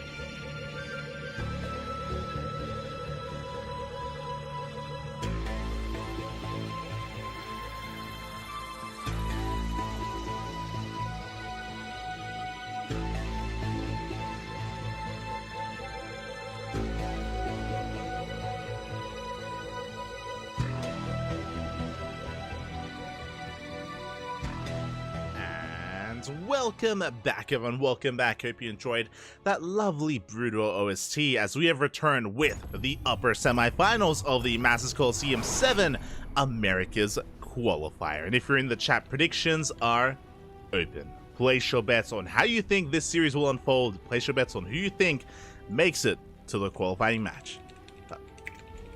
Just posting in the chat. Again, you have 2 minutes upon hearing this message to place your bets. Otherwise, we are getting into this and spawning in the top left-hand corner of Oceanborn. We have the American Terran player, the Red Terran, representing Matcherino Esports. It is Future. Going for a proxy. And spawning in the bottom right-hand corner, we have as opponent, we have the American Protoss player, the reigning ESL Masters Winter America's champion. Representing Matcherino Esports, it is Estrella. He just took down Juanito. And how will he perform against his teammates? Again, Estrella and Future, they practice very often. They live together in Korea. Both Future and Estrella were actually in Korea in the first half of the year. For the holidays and for DreamHack Atlanta, they did both return to the Americas. They're both in the States for the time being, but again, they did spend a lot of time in Korea together, practicing, training, and of course, improving at StarCraft. The boot camp was pretty successful. Both players, they both leveled up quite a bit, and now they're facing off here in the qualifiers. And here we go. SCV just going to be poking on in. Now with this proxy Rax, it's only one Rax. I believe we should be going for a bunker behind the mineral line. Ideally, we have the Reaper that's going to be arriving a little bit faster. We go for the bunker as well to deny any kind of mining time. SCV does dip into the main though. We get a scout, we get eyes on the production, we get eyes on the placement of the Sim City. And the SCV is going to be pulled back. Ooh, Estrella hot on that SCV. But there it is, there's that bunker thrown down. Instead of going for the mineral line, we're going for the pylon. Okay, a very aggressive move here from Future. So far, the RNG is looking good. We do have that shield battery on the way. So the way this works, usually you go for the bunker behind the mineral line to deny mining. That is true, but this is much more aggressive. The point here is to focus down the shield battery, focus down the pylon, and delay this even further and take control of the natural even more, as we will be within range of these buildings. So a very aggressive move here from Future. Stalker does rock up. Shield battery will finish. And it's going to come down to the control here. We can go for some juggling. We can go for some repairs on that bunker. Behind this, factory was thrown down. A delayed CC on the low ground here. Future being even more aggressive. Meanwhile, that SCV, trying to get a couple of repairs in. But, so far, shield battery is going to be focused down. And we can repair this bunker. Up. You barely do keep it alive a little bit longer. The juggling. The Stalker gets low. Can we focus on? We get the Stalker. Stalker goes down. Shield battery as well. Can we get another Stalker as well? Marine is waddling on in. And it looks like Future is taking control of the low ground. This is becoming a little bit too much here. And the Stalker, will it barely does go down. And both Reapers survive. With no more Stalkers remaining, we can go to town here on the exposed zone. Bit of miscontrol out of Future. Does leave that Reaper idle. But we're not done because here comes the Cyclone. We may have a Stalker, but the Cyclone does come out on top. Probes, yeah, they have to be pulled. Good target firing on the Stalker. We're going to be able to chase it down. We're going to be able to focus it down as well. We do trade a Reaper for a Stalker. Again, Future being a little bit careless with his Reaper control. Lost both of them in the end. Overcharge is popped, and Estrella is going to force this back for the time being. Another Stalker has arrived. The Cyclone is a little bit too low, and Future behind this is transitioning. Phew. And we need to take stock here for a moment. We need to calm things down. And in the end, Future, he lost both of his Reapers. That was a kill on the bunker, not a cancel. And he lost a Marine, lost an SCV, but he killed 6 probes and 3 Stalkers. A much better trade for Future. A much better trade in the end. The downside is that, remember, it was a delayed CC. It was a faster factory and, of course, the proxy. Delayed command center here, which means, even though we killed a lot of workers, that is true, we're still behind in the economy. We're still behind in the worker count. That still wasn't enough to really even things up. But because he traded with the army, there's not too much to work with here. We have a handful of Stalkers, 3 Stalkers available, and Future, he's pushing once again. Again, Future is a very aggressive player, especially in TVP. He's very much so in your face. We've seen a lot of 2-base all-ins out of Future as well. And he's moving out with 3 Cyclones, a handful of Marines. With the shield battery, Estrella should be okay. He should be able to hold on to his natural, but we could actually snipe this pylon. We could delay Blink. Uh-oh. The Artosis pylon is under threat. Stalker's going to be coming in from behind, and they can focus on that Cyclone, but a hot pickup. We save the Cyclone, jump into the main base. We focus on the pylon. We recall back into the main. And we dive on the army. Boys are being pulled. Blink is delayed. We focus on one of those Stalkers, but it looks like Future is being forced out of the main base. Takes down another Stalker towards the end. A very nice trade here. In the end, look at this.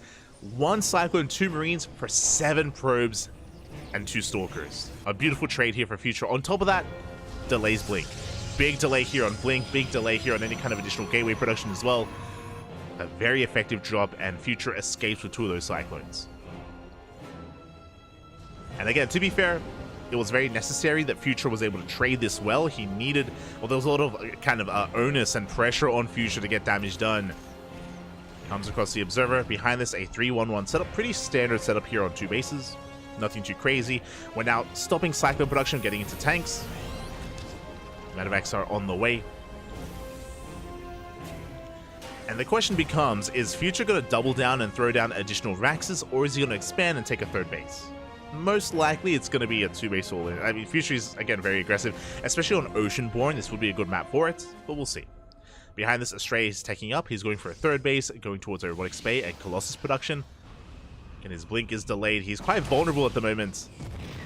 We'll see if Astray can slow this down. So far, he gets a couple of hits in. Does soften up that Raven. 3rd TC is on the way. We are expanding. Future trying to catch these Stalkers if possible.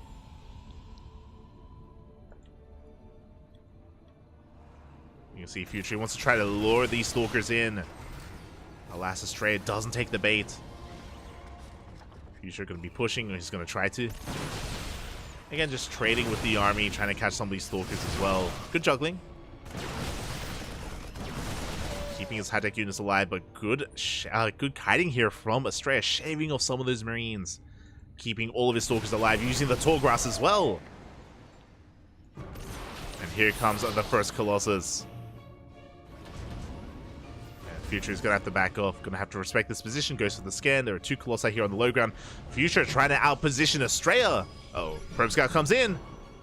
Does get eyes on the army. Estrella, is it too late? Yeah, tanks are getting within position here. We do have the big disable here on one of the Colossus. A 2nd disable as well. Tanks are getting sieged up. They're getting within range. And Estrella, he cannot deal with this. He cannot fight back. He takes down one of the tanks. Oh. We are running out of that disable. We're going to try and break him through. At the same time, Future goes for the dive. He gets 1 Colossus. He wants the other, and he's going to get it as well. Big pickoffs here from Future. A massive dive. 1 tank still alive, still within range of the Nexus, but now we have a 3rd Colossus. We have 1 additional Colossus here to hold on. Future just rallying everything across the map here. And I believe he should kill the Nexus. He should be able to get a kill, yeah, on this base. Big pickup. Behind this, Future expanding himself, taking his own 3rd.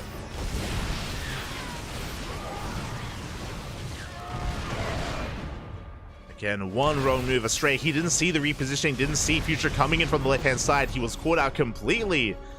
That allowed Future to just get into a beautiful position here at the 3rd base. Does see the Zealots moving out, and Future, he can back off. Again, Future doesn't have to push in. There's nothing forcing Future to engage and to try to break the natural and end the game. He's ahead.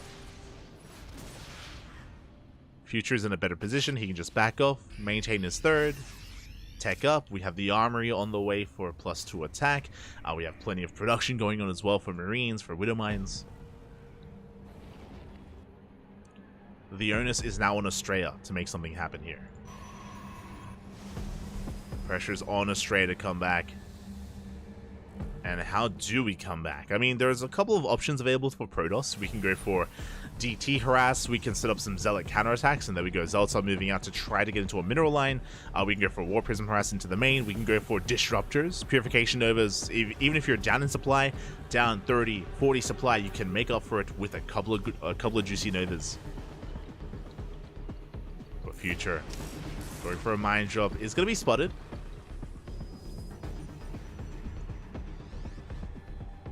Is going to be dealt with. As Estrella is in position. Behind this, going for Storm. But Future is just so far ahead in supply. He's up 60 supply here. Zealot counterattack is going to pull him back for a moment. SCVs are going down. But the main army doesn't turn back.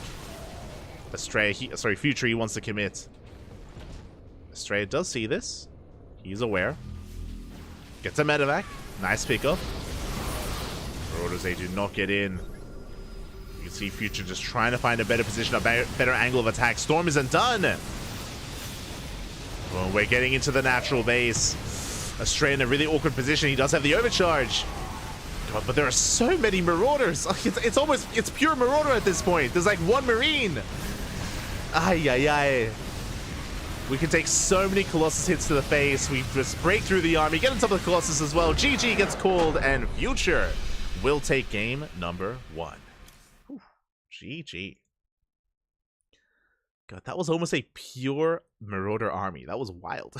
That was crazy. GG, well played. Future, of course, just backing off after gaining a big advantage, shutting down the third base, resetting the Colossus count. After, again, a very aggressive opener with his Proxy Reaper. Future did well. Future was in the driver's seat, and yeah, with that, Future takes game 1 and is now 1 game away from advancing on to a qualifying match.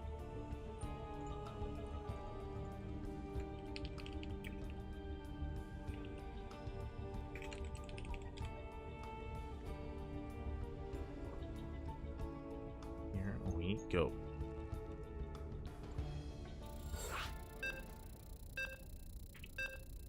From here, we're looking to see who is going to be able to take this series in the end. Can we tie it up and go to the ace match, or will it all end here? And will we get the 2-0 in favor of Future, which would be a bit of an upset here? We have seen Future beat Estrella in the past, relatively recently, but it is not the norm. Oh boy.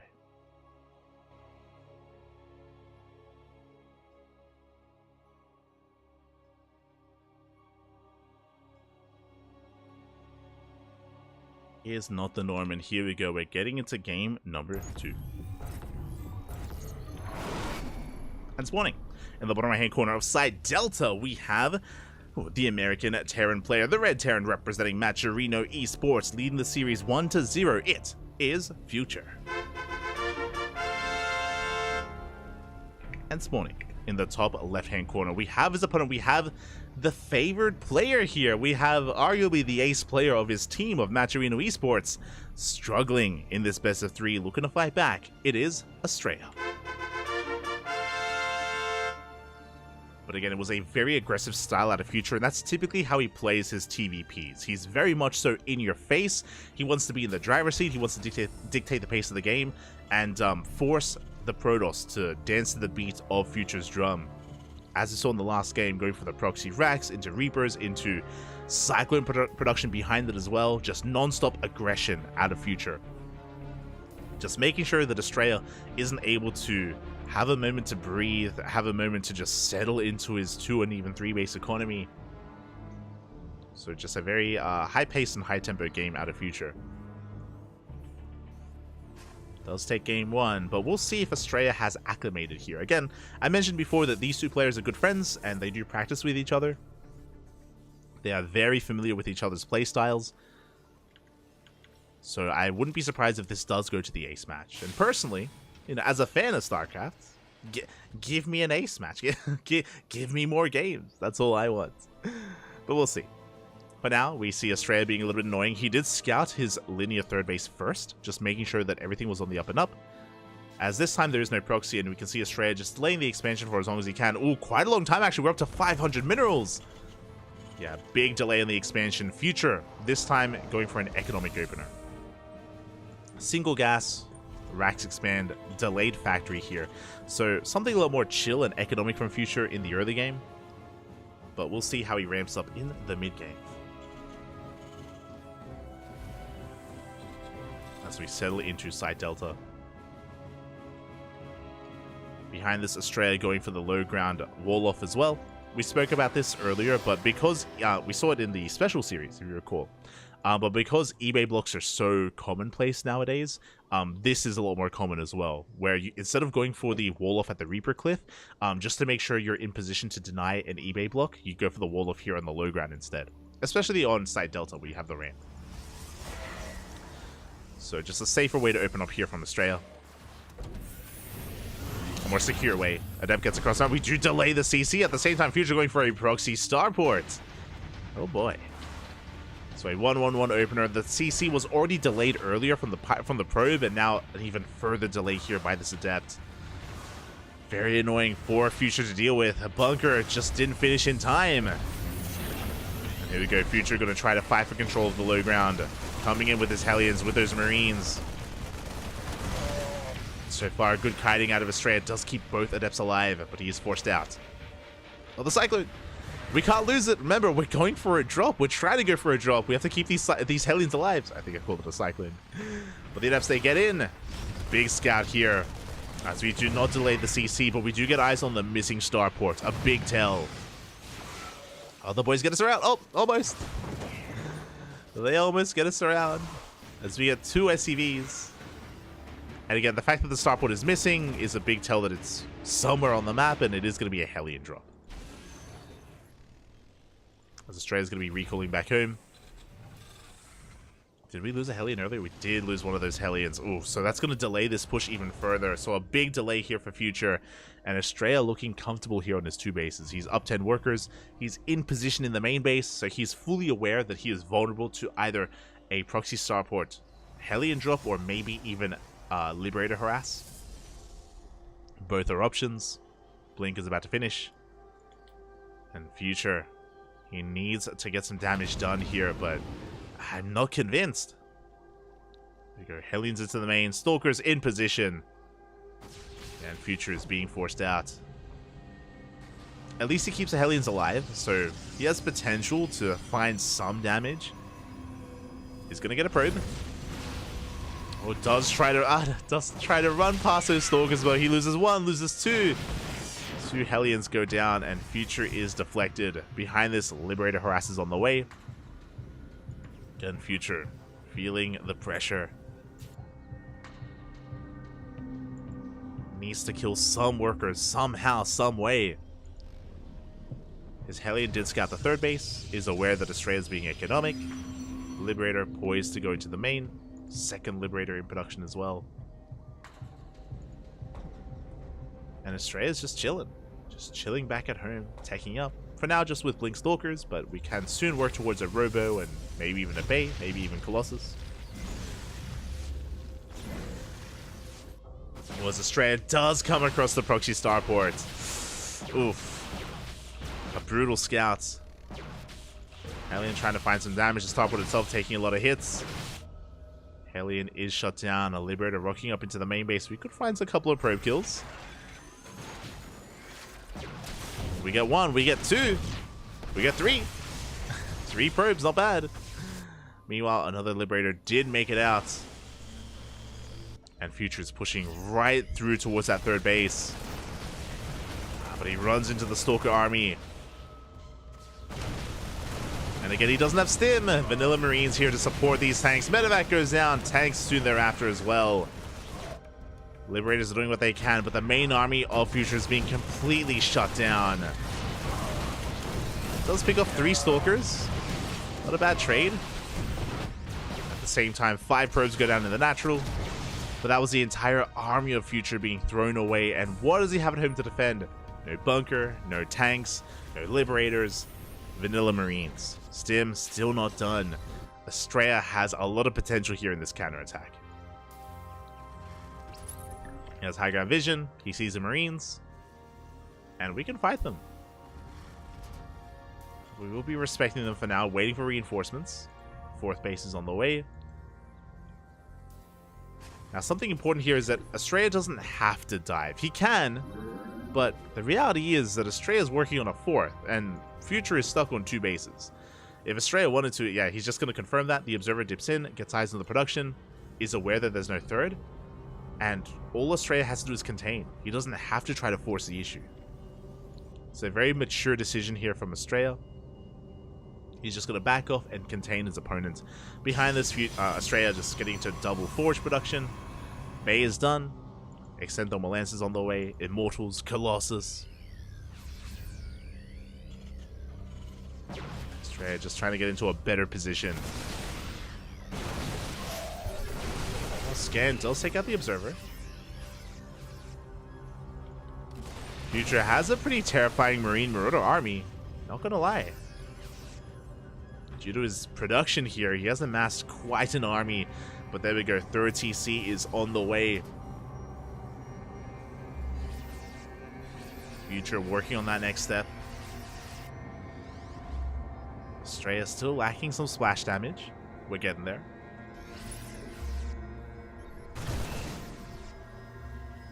Another Observer gets caught. And that means that Australia doesn't see the move out. He can assume, and he's moving out with his soldiers to try to meet the army, but he doesn't see the triple drop. Does come across some Marines and Marauders. Who is going to bleed out some Stalkers. Big pickoffs here from Future. Does scan, does see the main army in position, but what is in the main? A handful of Stalkers, but we go straight for the fourth even. Main base is protected, but the fourth may go down. It looks like it will. A nice pickup here from Future. Knocking down the fourth and getting the hell out of there. Reinforcements are on the way.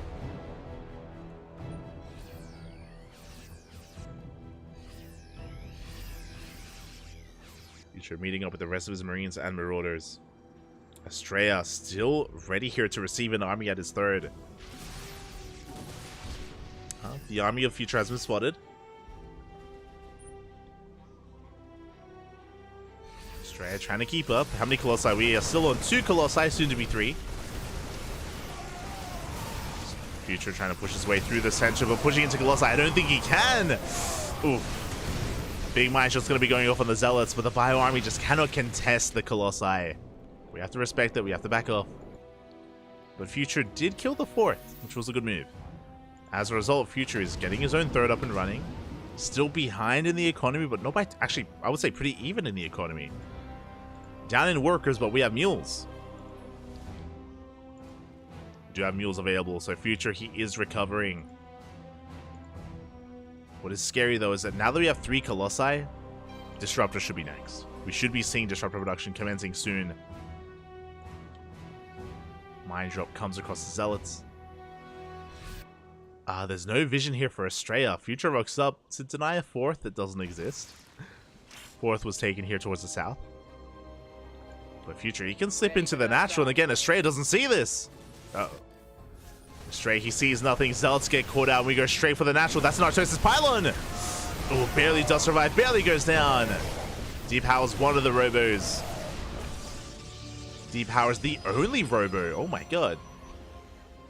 Yeah, without a 4-base economy, we don't have the economy to sustain double robo production. Pretty good pickup here from Future. He will back off. Again, thankfully, Australia had a Colossi back at home to defend. It's 2 Colossi out on the map. Future is going to try to pull apart his opponent. Go for a multi-pronged attack here. Main army has been spotted. We could try to go for a drop into the main base. The Colossi are here at the natural, so there's potential for damage. That mineral field's gone. Looks like we're going to the late game. Future's a Diva enjoyer, of course, of course. Oh, sorry, Australia even. Well, we knew that.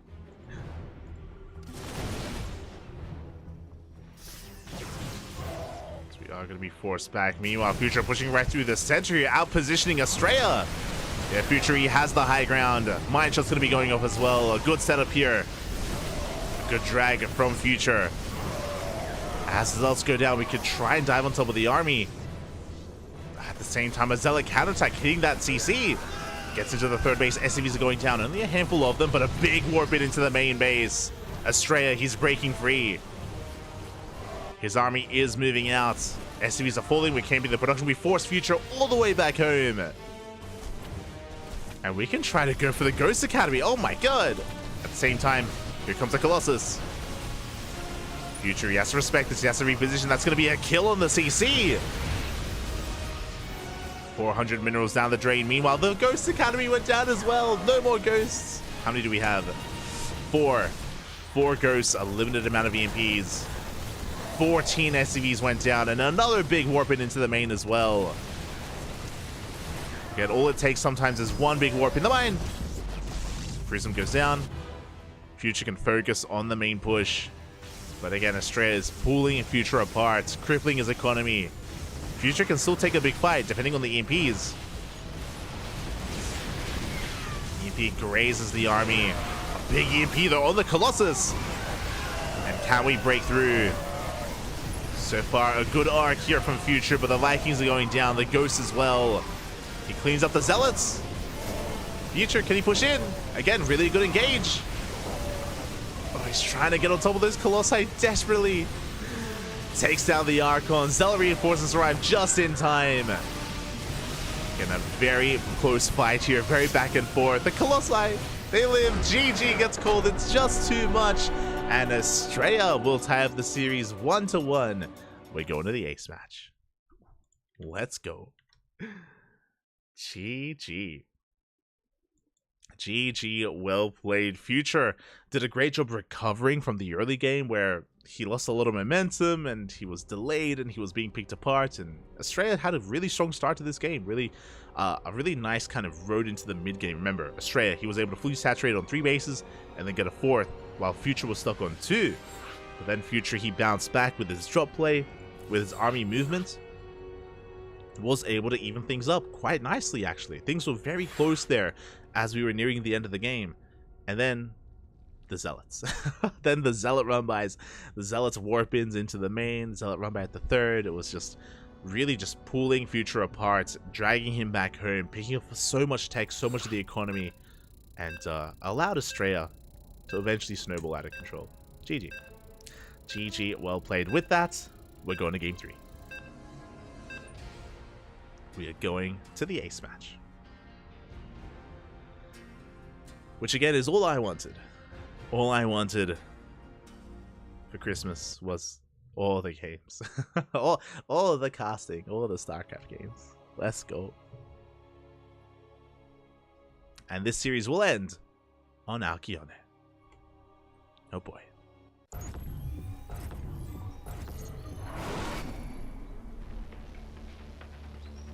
And spawning in the top right-hand corner, Alcyone, we have the American Terran player, the Red Terran, representing Matcherino Esports. It is Future.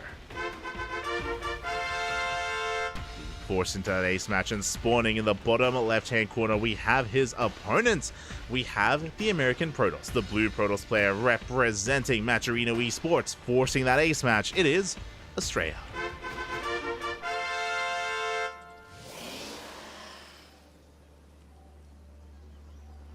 Future looking to skirt around the edge of the map here, looking for, I imagine, an eBay block here on the low ground. As the SV is going to be dipping in. Estrella scouting with his probe. We have the low ground wall this time, so Estrella, he's in position, and this SV should not be able to get an eBay up and running.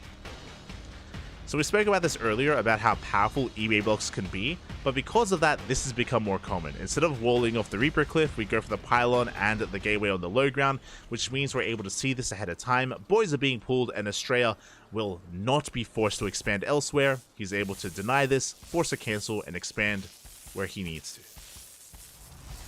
So again, this is an adaptation as the meta has been shifting and being shaped as well with the new patch. We go for a second eBay! Future being as annoying as possible here, going for a second eBay as well, trying to delay this expansion for as long as he can. Do we force a cancel? Up! No! Future! He was distracted across the map. That was a kill, not a cancel. Ay, ay, ay. That doesn't really make it worth it in the end. Oh. Ay, ay, ay. So, initially it was good. You know, we were delaying the expansion and being a nuisance, but, yeah, losing all those resources in the eBay, not ideal here for Future whatsoever. So a bit of a shaky opener from our Terran player. Is going for a Rax Expand, economic opener behind this, but yeah, just some wasted resources here in the early game. Unfortunately, but a big shout out to El Pollo Loco, papi. Oh my god, the man of the chicken. Gah, papi. I hope you had a great stream. Hope you had a great cast covering ESL Open Cup Americas. Speaking of, no spoilers in the chat. We're going to be having a replay cast of ESL Americas in a couple of days to catch up on the event that we missed. But welcome everyone, welcome. We are covering a different tournament. Unfortunately, this overlapped with ESL Open Cup Americas. This is the Masters Coliseum 7 Americas Qualifier. Welcome everyone, welcome. We're here to find out which of these NA players will qualify for Masters Coliseum. The best of the best. This is a region-locked qualifier. We already said goodbye to Special. Special was eliminated from the tournament. Who else has been eliminated? We said goodbye to Maples, Foxer, Holden, BioIce, Epic. Players have been falling left and right, and we are here in the semi-finals. Amongst all these players, only one will qualify for the main event. This is an event that's going to be happening next year, but the qualifiers are this week. We have one qualifier for every region. We have a qualifier for Asia, Americas, Europe, and Korea. Last night was the Asia qualifier, so if you're interested, we did broadcast that over on the channel. The VODs are available on Twitch. Here we are live broadcasting the Americas qualifier. Tomorrow is Korea, the day after is Europe. So 4 days straight of qualifiers. And again, the winner of this series advances on to a qualifying match. We're in the ace match of Future and Estrella. But again, thank you for the raid. Hope you had a great holiday. Hope you had a great Christmas and New Year's and all that good stuff. Gracias, papi, gracias. El pollo. Chicken, man. So big. Huge. As we're settling into this. And again, it was a bit, to wind it back a little bit, it was a rough opener from Future. Future tried to go for an eBay block, but there was a kill, not a cancel on the eBay. Behind this is just going to be rallying his Marines and Marauders towards the left-hand side. His goal here to deny this third if possible. Shield battery is on the way. Sentries are in position for force fields. Depending on the control, Estrella can deflect this. Behind this, of course, we do have that Robo. It was a Robo opener out of Estrella. Very safe way to open up. No Twilight Council, no Stargate. With that, we have delayed Blink and no Phoenixes, no map control really. Estrella just taking a more defensive position instead. Just a very macro and defensive way to play out a PvT. He's getting into early Immortal production, and this means early Colossus production with a fast Robotics Bay. Again, due to the Robo opener, means fast Bay. Obviously, our army is a little bit less maneuverable, but Hallucination does move out across the map, does come across the army. Hallucination scan the main base. Meanwhile, Future tries to slip his way into the natural. Estrella a bit out of position. He has to be careful. Does pull back. Again, I'm loving the position of that shield battery as well. He's going to be able to cover the army out on the map. As the army stimulates on forward, good force fields as well. Slowing down the army, giving Estrella a bit of breathing room. Overcharge is popped. Yeah, we're going to be able to fight this head on as well. We try to focus out all these stalkers. We get one, we get two, we get almost a third. But Future will be losing almost his entire army here. And Future is going to be forced back. And Estrella wants to chase this down. Oh my god, we commit to the shade.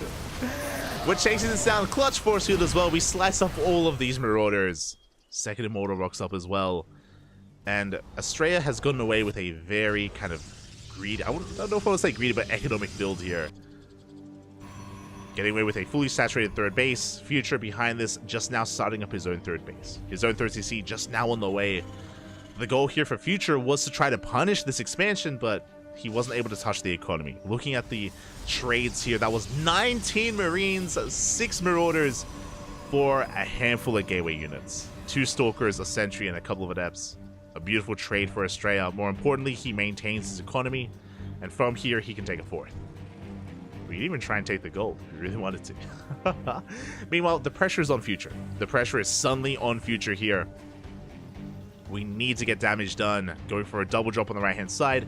Behind this massive gateway explosion, the Twilight Council has been delayed this game, but it is now on the way. Blink, charge. We're going to be, charge and +1. I don't know what to say. We're going to be avoiding Blink entirely for the time being. So drop play can be successful, but it is spotted by the probe. Estrella pulling back. Future threatening a dive into the main base. Probe going to be going down.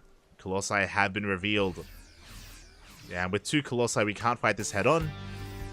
And Future's goal to try and distract Estrella. Try to keep his attention here on towards the south and come in towards the north instead. Try to get into a mineral line. Try to eviscerate those probes. So far, good positioning. We do depower the upgrades. Oh my god.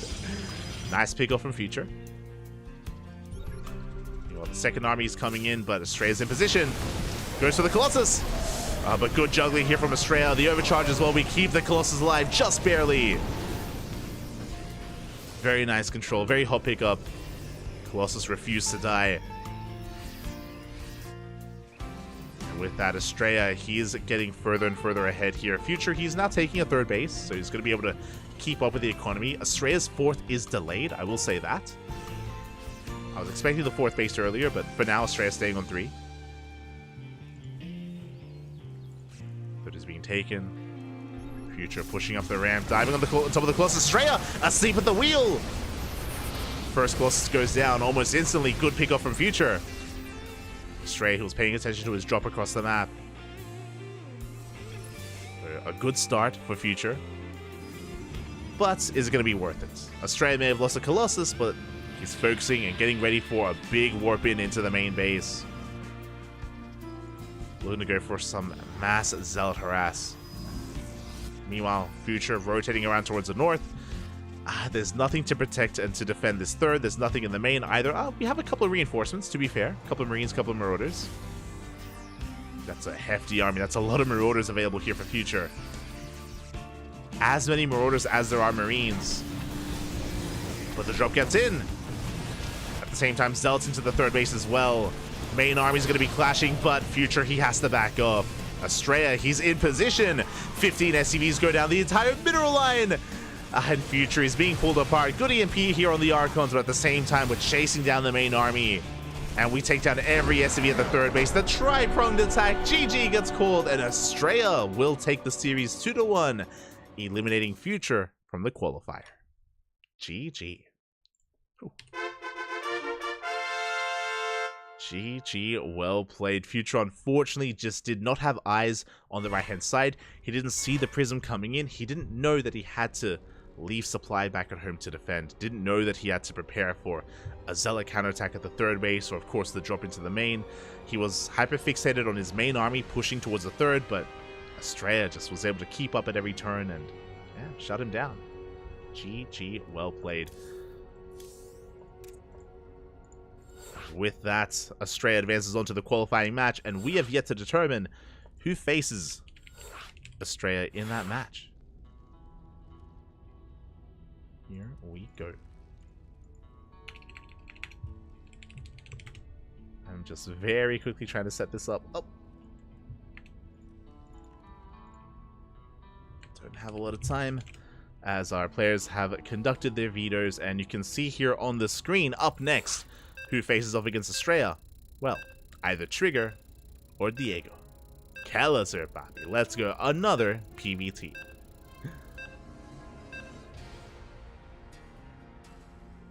Just very quickly trying to set things up for it.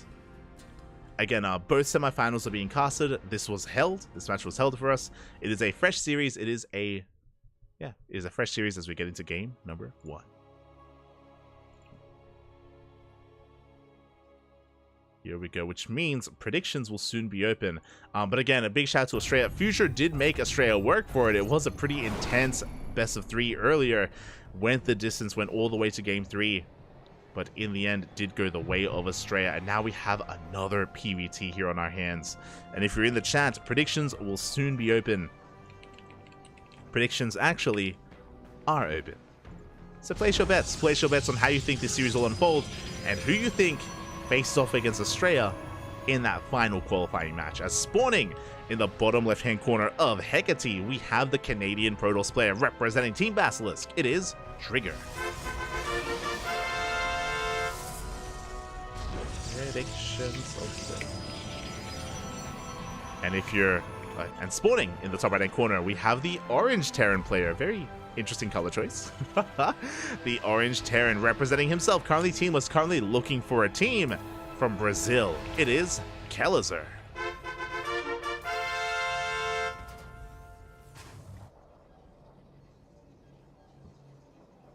Here we go, as Coliseum is going to be moving out with that eBay block. Again, this has been very commonplace in current meta.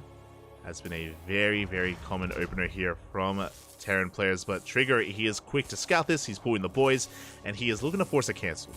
And unlike Future, I'm sure Coliseum is going to be able to cancel this in time and won't be losing it. Zeld is on the way. Again, Trigger, he is willing to go for a delayed expansion as opposed to being forced to expand elsewhere where you're a little bit more exposed. So Trigger will shut this down. And as we settle into this TVP, very similar to Future, Coliseum is also a very aggressive player in this matchup. We casted a lot of Coliseum, especially in at DreamHack, in ESL Masters Winter, in the regionals. And in TVPs, Coliseum was just constantly in the face of his opponents, very rarely relying on the mid game or the late game. Really just thriving in the mid game, actually, on like 2-base saturation. Just constant hyper aggression out of Coliseum, but we'll see what we go for. For now, economic opener. Rax into a CC. Into an expansion. Oh, and it looks like we're going for a 3 Rax. That is a second Rax on the way, and we should soon be seeing a third as well. This opener, this build has been rising in popularity recently. The 3 Rax has been a build, I mean, it's been around for a very long time, true, but it kind of like comes and goes when it comes to its place in the meta. And yeah, it's been quite some time since we've seen it as prevalent as now in the new patch. So really interesting to see how often we've been seeing 3 Rax as of late over the past month or two. Behind this, we have our tech of choice. It's going to be a Twilight Council.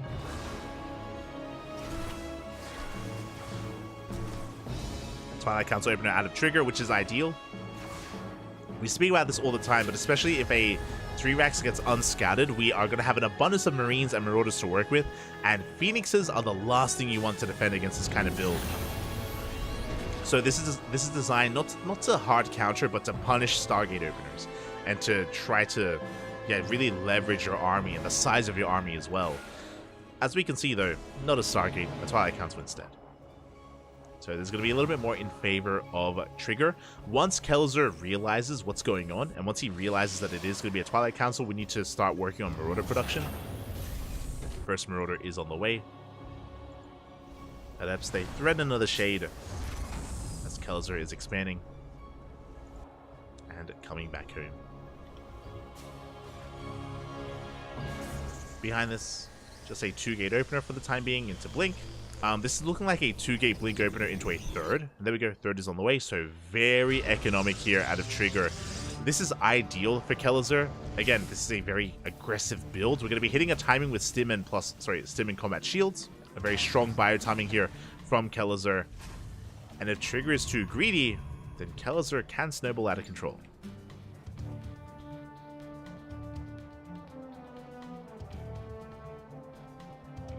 Here we go. Marines and Marauders are moving out.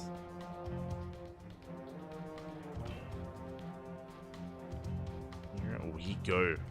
And it looks like, yeah, this is even hitting before our upgrades, actually. So a very early push from Coliseum is going to come across the third.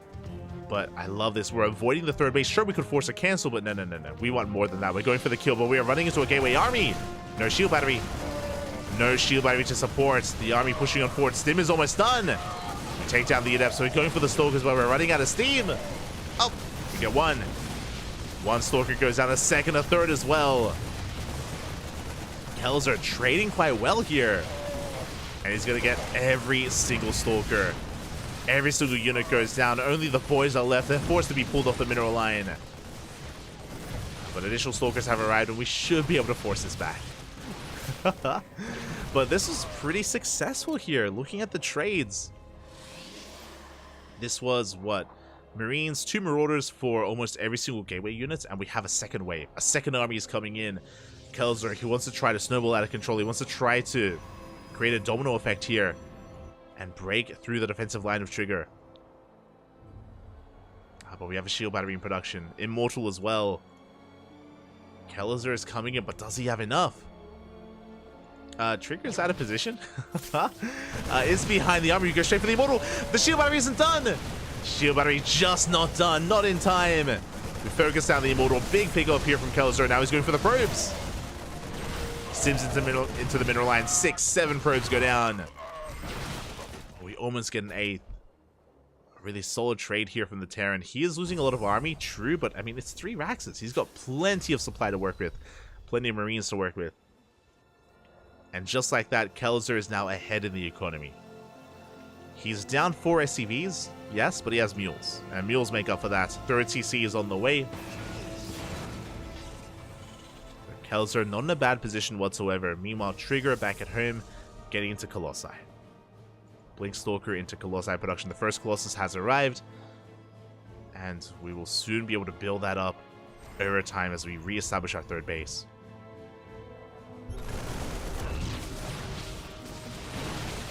Yeah, this is still back and forth. I want to give the edge to Kellizer a little bit as he bleeds out a couple of units here for free. But overall, as a Protoss player, ideally you want to build up your army over time. You want to build up your Stalker count, your Colossus count, your Immortal count. Because of the trades, Trigger, his army is quite small. Doesn't have a lot to work with, not like he otherwise would. So there's a lot of potential here for Kellizer. Saving on forward, he does see the Colossus. He thinks about it, gets a Stalker instead. And will back up.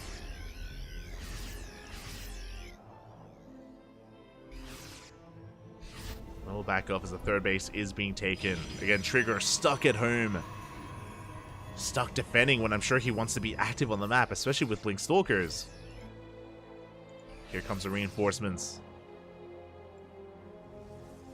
Kellizer threatening even a rotation towards the natural. Immortal's on the way. We only have 1 Colossus to work with. Sorry, we have 2. There we go. We have 1 in the main. We have 1 at the 3rd. Trigger pre-splitting his army. We'll be losing a pylon. Scan does reveal the army in the main base. We threaten the Colossus. Force field is thrown down. Kellizer, he goes for the dive. Yeah, there's not enough here on the ground for Trigger. He loses his entire gateway army, at least his first one. Oh god. As he baits out a stim, and Kellizer, he goes for the drop. Oh. He threatens a drop. Will back off, but again, a really good trade. He cleaned up so many Stalkers. He got every single sentry as well. But now we have a proper army to support the Colossi. Now we have charge lots. This is what we've been missing this entire time. Charge lots, they do a great job at just tanking Marauder hits and Marines as well. As we're going for a mine drop towards the main, is spotted by the Observer. Trigger he sees. He's repositioning with his Stalkers. Meanwhile, the main army rotating towards the 3rd. Kellizer does see it ahead of time. Behind this, he's getting to Viking production. His 3rd base is fully saturated. Ghost Academy is on the way. First Viking has arrived. There's very limited anti-air, by the way. We will need some more Stalkers. As Kellizer scans, he's going to be backing up. And this entire time, Kellizer has been denying the 4th. That's all he's really had to do. Deny the 4th base. As a result, Kellizer has the better economy. That's why he's up in supply. I mean, the trades have been helping as well. Meanwhile, Trigger just going for a big Zealot counterattack. He wants to be free, Poppy. He wants Kellizer to back the hell off, and it looks like Kellizer will turn around, at least with some of his units. When a lot of SCVs are falling. It's going to be 8 dead workers at the 3rd base. Observer does have eyes on the rotation. Drop is denied. Trigger doing well. Trigger is recovering, but again, Kellizer is going to be the first to max out with force fields. Trigger has been a little bit more efficient as of late, and he's getting into triple Immortal production. Oh my god. Triple Immortal production, which is ideal against the Massive Marauder style that we're going to be going up against. I mean, it's okay. Basically, as a Protoss player, you have one of two options in this kind of position. We have either going into Immortals like this or Disruptors. And if Trigger isn't too confident in his Disruptor control, then Immortals can help with that. But that's kind of, it's either or, essentially. And Trigger has been known to be a little bit less reliant on Disruptors and more so on Immortals. It's a risky maneuver. Meanwhile, Mind Drop comes in. The probes! Oh my god. The probes do pull back. Could have been so much worse. But Trigger, he's finally taking a 4th base at the same time as Coliseum. That's the scary thing here is that, again, Coliseum, he has a better economy. He's been containing Trigger to 3 bases for so long. And Coliseum is even soon to start building up a bank. He's got Vikings, he's got Ghosts. I want to give the edge here to Coliseum when it comes to the main army. But there is potential with what Trigger has. Depending on the engage, big EMP! The overcharge is popped. EMPs once again covering the army. But the Colossi going ham and Kells are bleeding out a little bit too much. Has to respect the mass Immortal. How many Immortals do we have? We have 9. 1 Immortal for every 2 Marauders.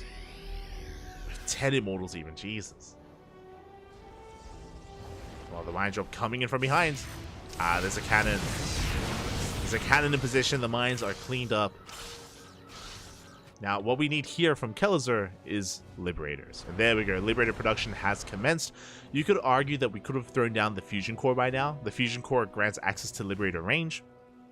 Liberators are king against all things ground toss. But Liberator production only just started, which means, as Trigger maxes out with his own army, he can go toe-to-toe with Coliseum. Soul Blink here, getting on top of those Vikings. One Colossus, both Colossi goes down. No more splash damage. Oh, can we take down the Immortals? Big EMP as well, but the Immortals, they force back the Marauders. That was a pretty costly fight. I don't really know who came out on top. The problem here is that, again, Trigger was losing very high-tech units. He lost every single Colossus, lost a decent chunk of his Immortals as well. We need Zealots here. Again, we need something to protect these Immortals and to buffer. Here we go, Liberator production well underway. Libs have arrived.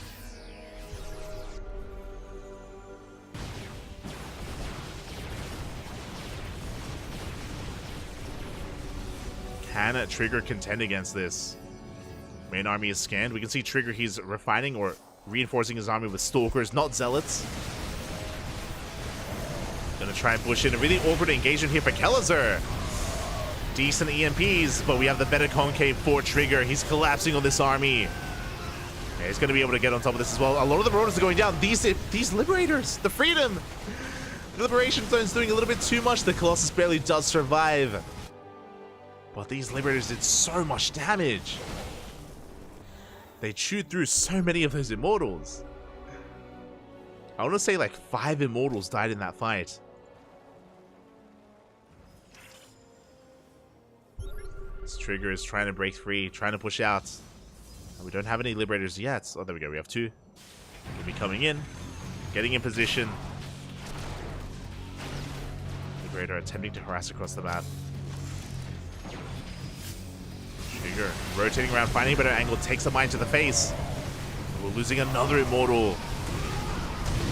And decent mine shots. The Immortals, they're breaking through. Where's the ground army for Coliseum? Barely has one, and it looks like Trigger, does he have enough? He's getting on top of the Liberators, and he is breaking through the main army. And here come the reinforcements. Yeah, Trigger, he has too much. Coliseum, again, that fight earlier wasn't really ideal for him. He was just kind of caught out. Did trade with the Immortals, but it looks like there was just too much left over.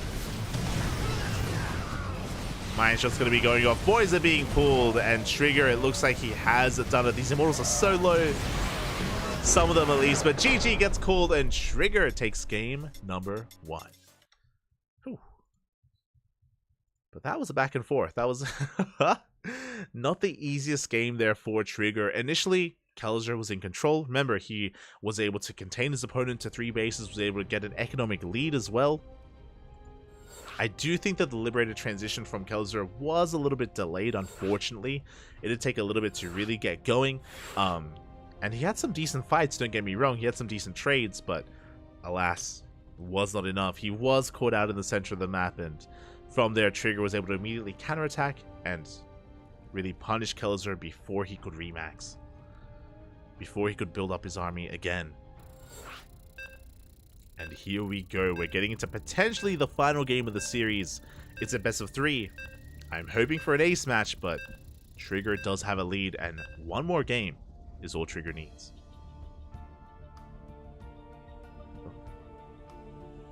Nice to see a Protoss army without all 3 forms of splash damage.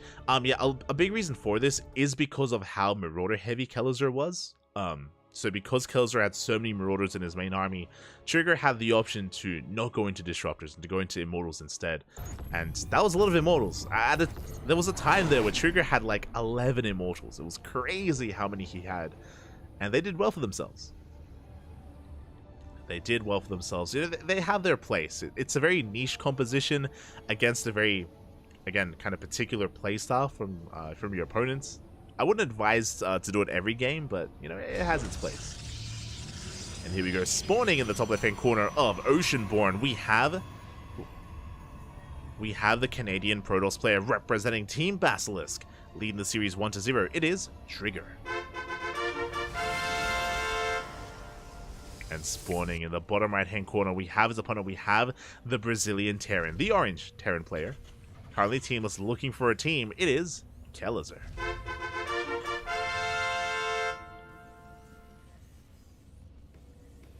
Here we go. What I will say as well is that this Immortal style has also, I don't want to say risen in popularity, MaxPax has been experimenting with it as well, specifically this season, and the reason for that, I'm sure you're aware, or maybe it's something that does slip your mind when it comes to changes that were made as we're going for another eBay block, and boys are being pulled. But there was, of course, a change in the new patch, and that was a change to the supply of Disruptors. So the Disruptors, they take 1 more supply than they used to, and that means that as we get into the mid to late game, you actually can't have as many Disruptors as you used to. You can't amass them the same way that you used to before. So because of that, players like MaxPax, Trigger as well, have been experimenting a little bit more with going for a more Immortal heavy composition instead. Oh, as we do go for another eBay. But that's the reason why they've been exploring and, again, diversifying kind of their compositions. So we do delay the expansion a little bit longer here. But Trigger will get his Nexus where he wants it to be. Okay, we spoke about it earlier, but really good scouting from Trigger. It has become a lot more prevalent here for Protoss players to check the natural and to make sure they're able to deny that eBay, especially on Oceanborn. Oceanborn is a brutal map, very short rush distance by ground, and these bases are so exposed as well. If the Protoss is forced to expand at one of these third base locations instead of the natural, it can be very difficult to defend.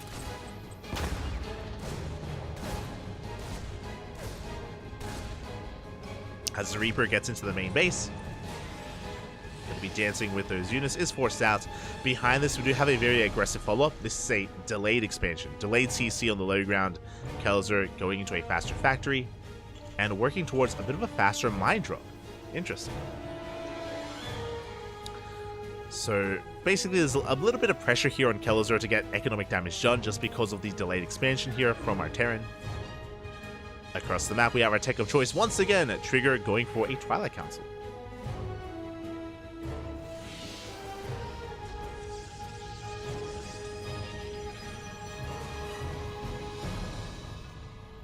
Yeah, exactly. Yeah. I mean, Disruptors, they still have their uses. Don't get me wrong. In TvP, they're still very powerful in their own right.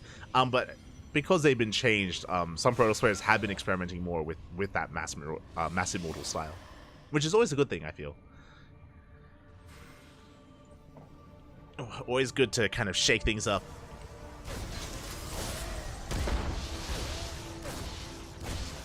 Especially if Protoss players are finding success as well. As for now, Reaper is going to be forced back. Again, trying to get a read on what's going on, and there we go. We get a scout. The Reaper does get eyes on the tech of choice on the Twilight Council. So Kelzer is aware of the Blink Stalkers. Now, if you remember, winding it back to last game, Trigger did go for a 2-gate Blink opener into a third base, very economic, and it looks like he's doing the same. It's 2 gateways, Blink is finishing, and yeah, we are going to be expanding. So again, a very economic opener here out of Trigger, 2 games in a row. And we'll see if Coliseum can find some damage, as there aren't that many Stalkers to work with. Blink isn't done, we do boost in. 3 Widowmines are committed, we get 1 here on the low ground, it does get focused down. The other 2 get dropped in the main base, but the medevac falls. Oh, an expensive loss here for Coliseum, losing the medevac. A couple of mine shots are gonna be going off eventually as we retarget. We get 1 probe in the main. But the Observer's on the way, and a really good cleanup here by Trigger. Again, losing... Almost dragging the Widowmine into the army, but yeah, getting 2 probes for 3 Widowmines. Not a good trade here from Coliseum.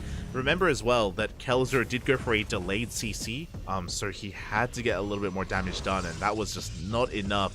So a bit of a rough start for Coliseum. Behind this, getting into his 3-1-1 setup. Working towards Ravens, not investing into Disable, just getting into a bio-tank composition. Pretty standard setup here on 2 bases. Meanwhile, Trigger, as he takes his 3rd, now we go for the Bay. Rodix Bay is on the way for Colossus production, so again, a very defensive style. There aren't really too many gateways to work with. Trigger, he's basically defending and teching. A very kind of defensive style. Yeah, defensive style here from Trigger. Looking to eventually be active once he gets a more robust army. Meanwhile, Coliseum coming in. The Widowmine drop may have failed, but now we're coming in with some Ravens for some auto-turret harass. Not just that, we get a scout off, and we do get eyes on the Bay. We are now aware that Colossi are on the way, which is important, just because it is not unheard of for Protoss players to go into Storm, for example, instead, or go for a Swarm Toss style, like Blink Stalker into Charge Lots, into Mass Gateways. Auto turret is thrown down. We get 3 probe kills. Not too bad. 3 workers for energy, essentially. So very nice pickups here, and the Raven will be able to escape. At the same time, we do have our Stalkers just trying to poke away at the army of Coliseum. Observer's in position, does spot the move out. And Coliseum is going to be a little bit committed with this. Stim is finishing up, +1 is on the way. So a strong +1 timing available here for Coliseum. So he does move out. The Raven! No! Oh, the Raven takes a lot of hits and barely does survive. Thankfully. As Coliseum is pushing, this Observer sees everything. So Trigger, he's fully aware that the army is moving out. Colossi are getting in position. We have sentries for force fields. And we will engage. We catch the army on siege! Raven goes down the tank as well. This is a disastrous fight here for Coliseum. The tanks are going to get picked off. The Marauders, they're going for the Colossus. They go for the dive and they get 1 Colossus, but that's all they get as we lose everything else. A much better fight here for Trigger. Again, just catching the army out on the map. This Observer was the MVP. It saw everything that it needed to. And Trigger was able to just punish Coliseum for the move out. And now we can counterattack. And Coliseum, he's getting his 3rd TC on location. A really greedy move here. And I don't know if he can get away with it. Trigger, he's pushing in and getting on top of this army as well. We have a lot of Marauders. We have a big warp in to reinforce.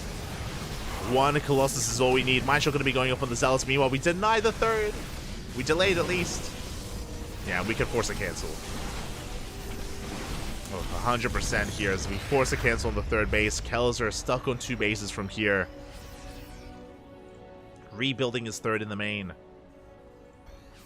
And the Observer is still there. Oh, there we go. Finally it goes down, but the damage has been done. And again, the Observer more than paid for itself.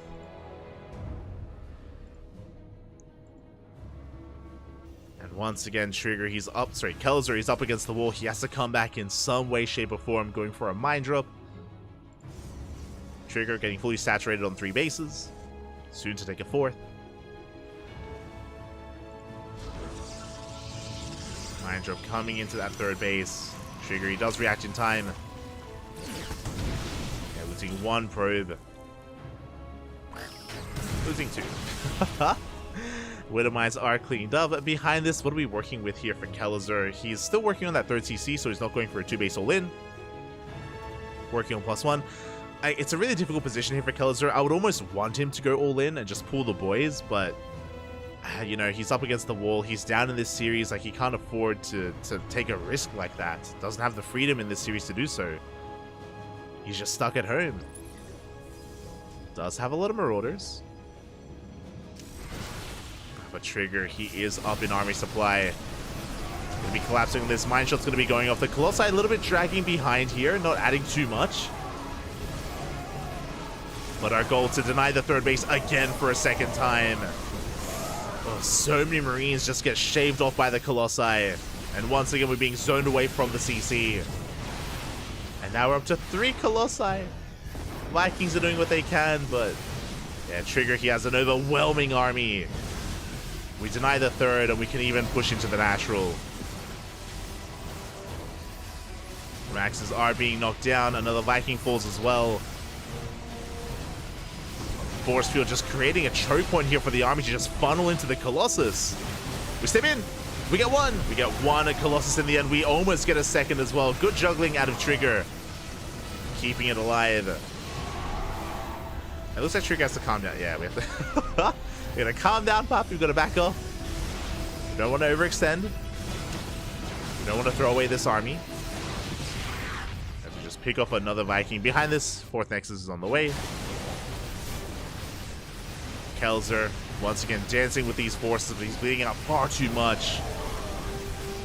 And the Colossi swipes are insane. Vikings coming in, good juggling, once again, saving the Colossus here.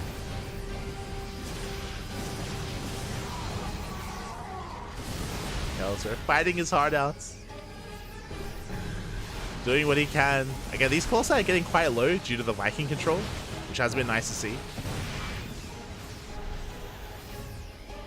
But all Trigger has to do is contain. All he has to do is deny the third over and over again. That's all he needs to accomplish here, just because he's getting further ahead here in the economy. Saturating his 4th. Another Viking goes down. +2 is on the way. Marauders trying to break in as well. But the boys are being pulled here. A bit of a desperation move out of Kelzer. One final fight is all he has left in him, and the Colossi, they just annihilate the SCVs. The boys were not meant for this world. GG gets called, and Trigger will take the series 2-0, advancing on to the qualifying match. GG.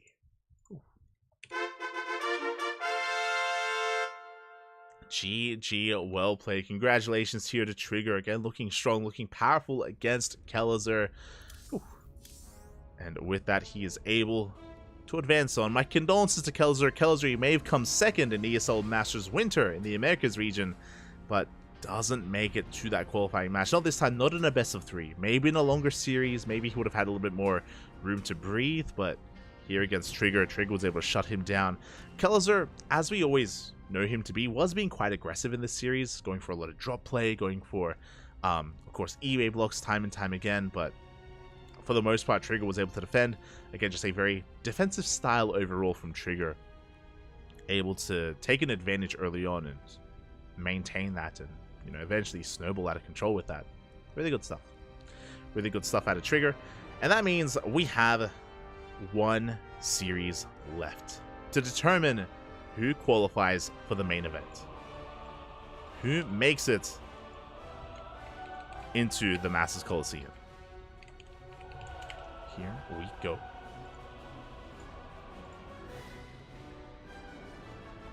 It comes down to this final series. Vetoes are underway. Predictions will soon be set up here because we have had a long road for our 2 players. Trigger, he was able to take down Maples, able to take down Kelzer, and now we have a PvP between Estrella and Trigger. Let's go.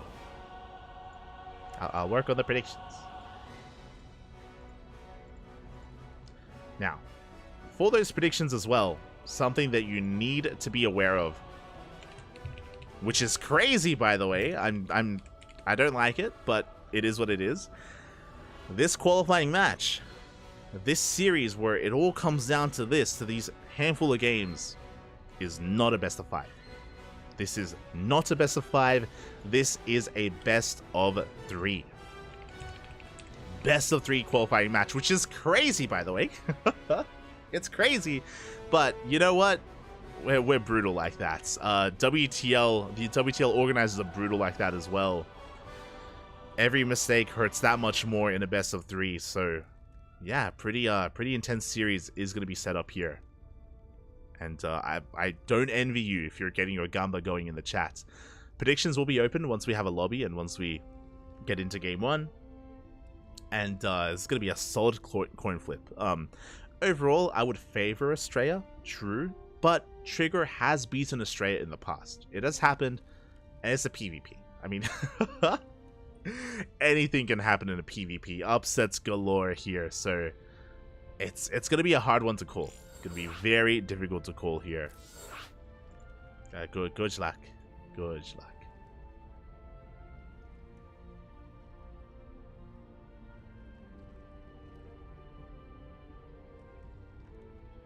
As we set up for our final series of the qualifier of the broadcast. Oh boy. After this series, we can go over the Wikipedia page. We can go over all the invited players and all the other qualifiers that have yet to go on, that have yet to really unfold. But here we go. Looks like the vetoes are done. Lobby has been made. Game 1 is going to be on Alcyone, Game 2 on Solaris, Game 3 on Site Delta. And we're loading in. Here we go. Also, as we settle into this, hope everyone has been enjoying their holidays. Hope everyone has been having a great weekend. A great end of year. As we are loading into the game. And if you're in the chat, predictions are open. Good luck.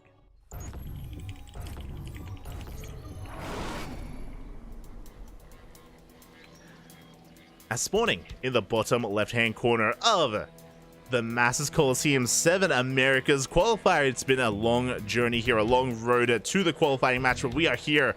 One player will make it into the main event, the other will walk away with nothing.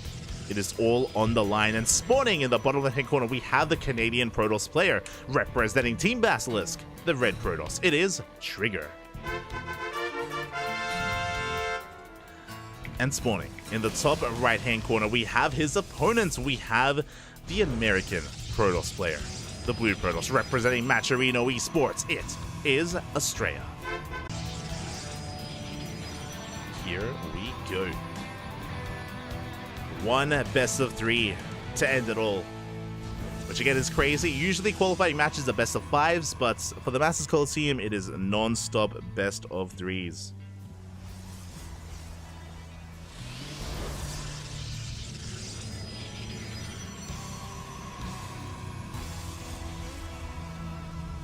Non-stop best of 3s, and we'll see how this all does unfold. For now, we just see Trigger going for a 2-gate opener, and Estrella doing something very unique to Estrella, going for a 2-gate opener as well, but a very different kind of 2-gate opener.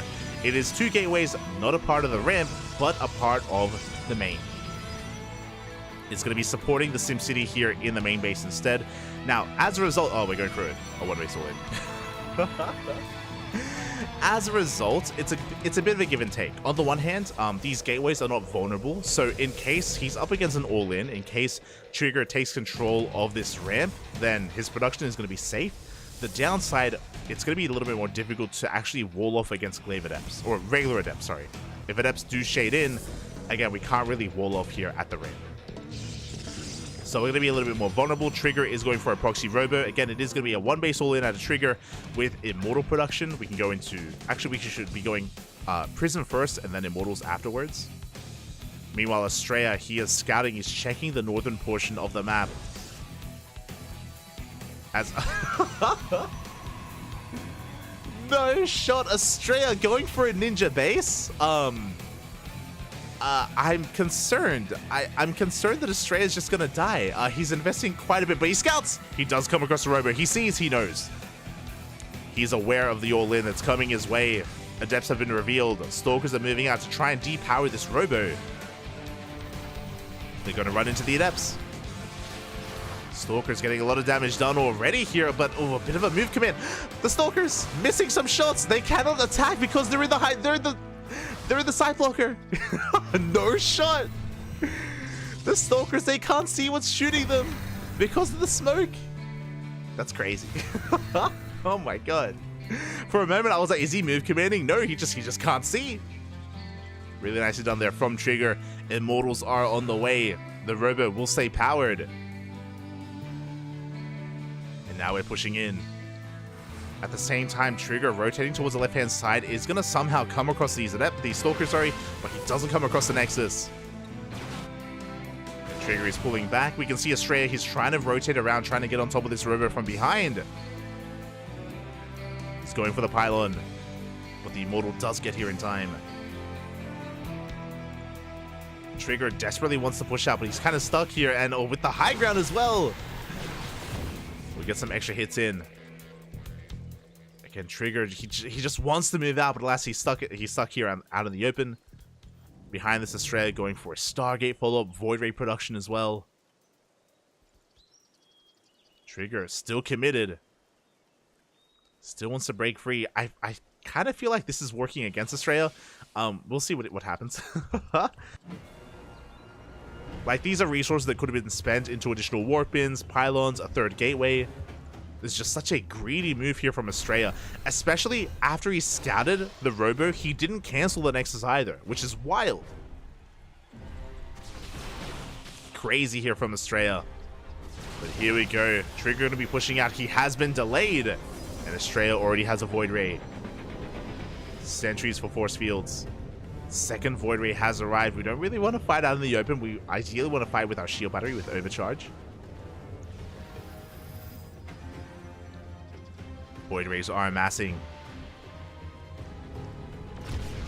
We're going for the Stargate so far, forcing the juggling here out of Trigger.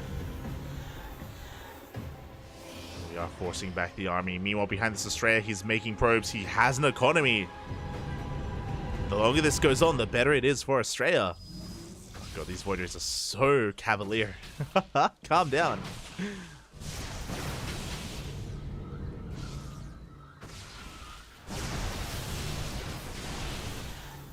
So far, good juggling here as Trigger is trying to focus down that Stargate. Overcharge is popped. We're keeping the army alive.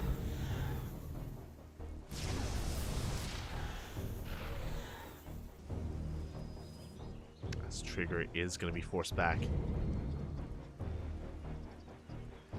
Oh, and is Trigger going to try to transition out of this? I don't see a world where he can. He's going for Blink, actually. He's going for Blink as a follow-up. Meanwhile, Estrella, he's looking to try and snowball out of control. He's pushing out onto the map. Ooh, does take some extra hits. But does keep his Void Rays alive. Yeah, and that natural base, that ninja base getting up and running. Additional Void Rays on the way. How many do we have? We're up to 4 Void Rays. Up against 2 Immortals and Mass Stalker. I mean, that's a lot of Stalkers, to be fair. That is a lot of Stalkers that we have to respect. We get 1 Void Ray for 1 Stalker. Good trade for Trigger. Estrella has to be very careful to overextend, as he did end up wasting his prismatic alignment. Force field out of Trigger. Yeah, picks up a couple of gateway units for free, essentially. Estrella is being picked apart. Trigger now up in army supply. Behind this, Estrella trying to get into his own robo production. But Estrella has to be very careful to bleed out too many units. I feel like we should probably leave. Like, this army from Trigger is just getting insane. And Blink is 10 seconds away. Another big force field. We catch a sentry. Oh, the sentry does survive. Once again, we force the prismatic alignment. Blink is done. We can dive. Blink is now done for Trigger. Yeah, we are looking to collapse on this army. And Estrella, he's caught out in the open. We can dive. Yeah, we dive on top of this. We pick off a sentry. And Estrella, he has to give up on that position. He's racing back home. Bleeding out a lot of units. How many Void Rays? 5 Void Rays, soon to be 6. 1 shield battery, 1 overcharge.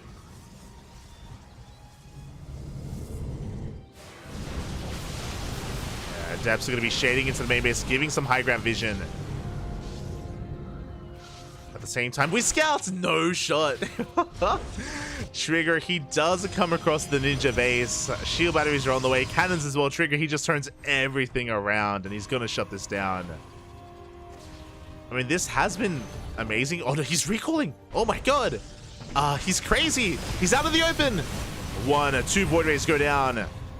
Big Picos already. We're just waiting for the prismatic alignment to run out, and once it does, we can push in. Boys are being pulled. I'm not in love with this recall. We'll see if we can pull it off. We'll see if we can hold on. As Trigger is the one that wants the fight, and yeah, he's diving on top of this. 1, 2, 3 Void Rays going to be going down. And Estrella's going to lose everything. He cannot defend this position. He is trying to force this back, but we're going to have to respect the overcharge at least a little bit. But it runs out. Runs out. Our Tosis Pylon going to be going down, depowering everything here. And Trigger will clean up the entire army and the base as well. And Trigger is looking to take a lead in this series. Estrella lost everything. What does he have left? Yeah, GG gets called. The answer is nothing, as Trigger takes game number 1. GG. GG, well played. Again, Estrella going for the ninja base was bold, and it was paying off. It was kind of worth it in the end. He was just getting so much value out of it. Being able to mine so freely from it as well. But recalling to try and protect it, that was a bit of a misstep there. You know, he was exposed out in the open. He didn't have the high ground defender's advantage like he did in his main base. And of course, he just allowed his opponent with a larger army to surround and just collapse on his army. Despite that, even if Estrella had given up on that base, Trigger still had a big lead as well when it came to the quality of the army. So it was a difficult position for Estrella regardless. Was a difficult position, and here we go. Now we're getting into game number 2, potentially the final game of the series. Trigger needs one more. Estrella needs to win this game to force the ace match. Remember, it's a best of 3. 3 games max. Oh boy.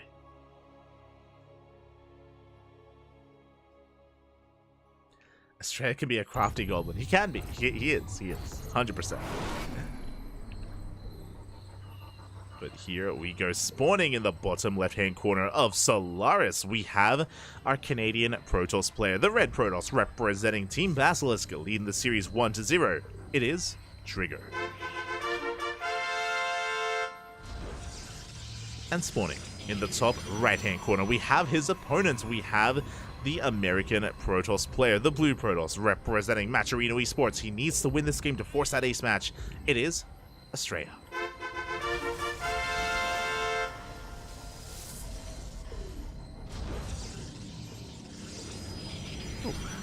And once again, we are going to have some very similar openers, where Estrella, I imagine he's going to be going, for his gateways here next to his base. So we didn't really get to talk much about it. There's a much more standard, safer opener out of Trigger. This is more technically efficient from Estrella, because you don't have to waste as much time sending the probe to throw down the pylon and the gateway, then sending it back to mining. Because all these buildings are close to the chest, it is technically more efficient, like resource-wise here for Estrella. But as we mentioned before, the downside is that you do expose yourself to Adept harass. Adepts can shade in and you can't wall off. So it's a bit of a give and take here. It is a risky way to play, but Estrella is quite fond of it. More often than not, this is how he opens up in PvP.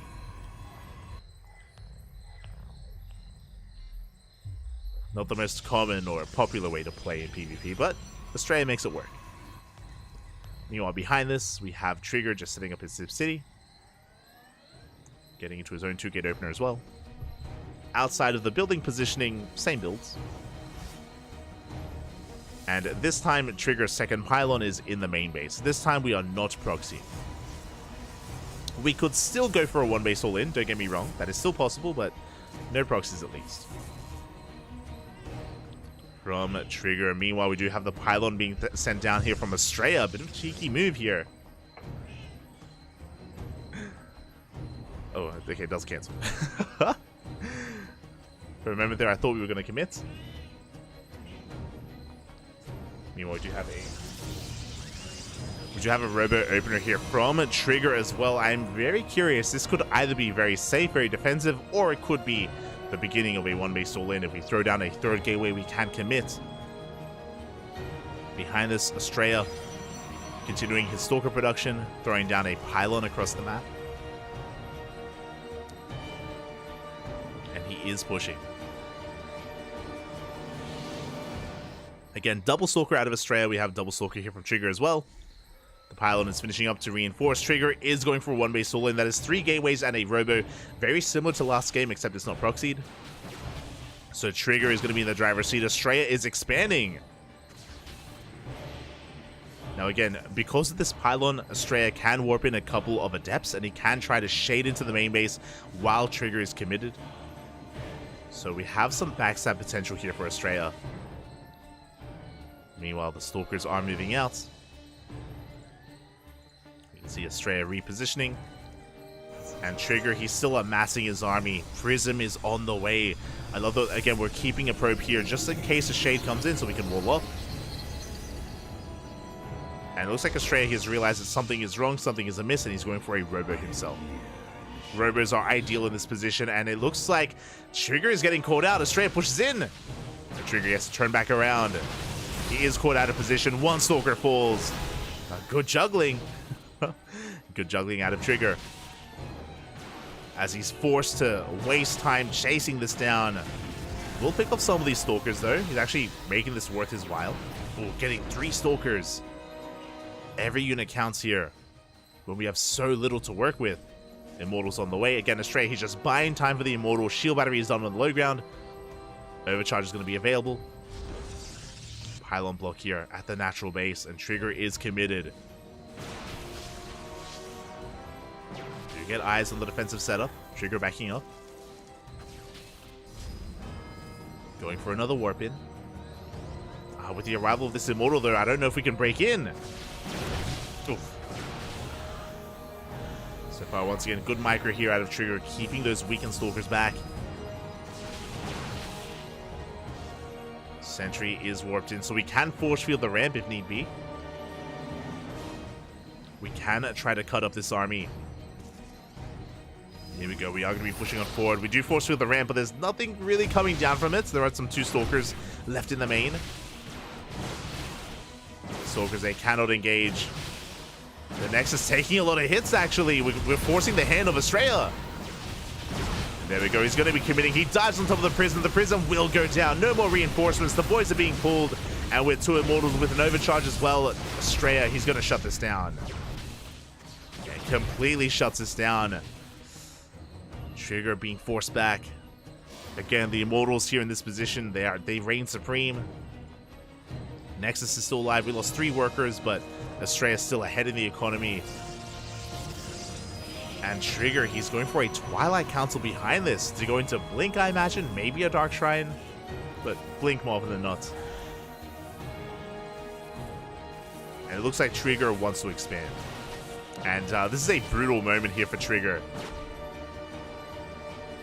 Estrella, he's getting away with his natural base. Trigger just now going to be expanding. Such a late expansion here from our red Protoss. Estrella is in the driver's seat. Here we go. Trigger going to try and go for a counterattack again. The onus, the pressure is on Trigger to make something happen here, but we're in position. Estrella does force Trigger back.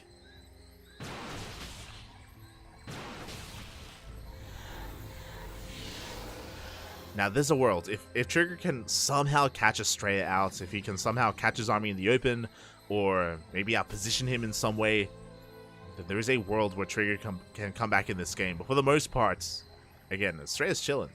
he's fine. Working on a 3rd Immortal, probing up his natural. Not impossible for Trigger to come back, just difficult.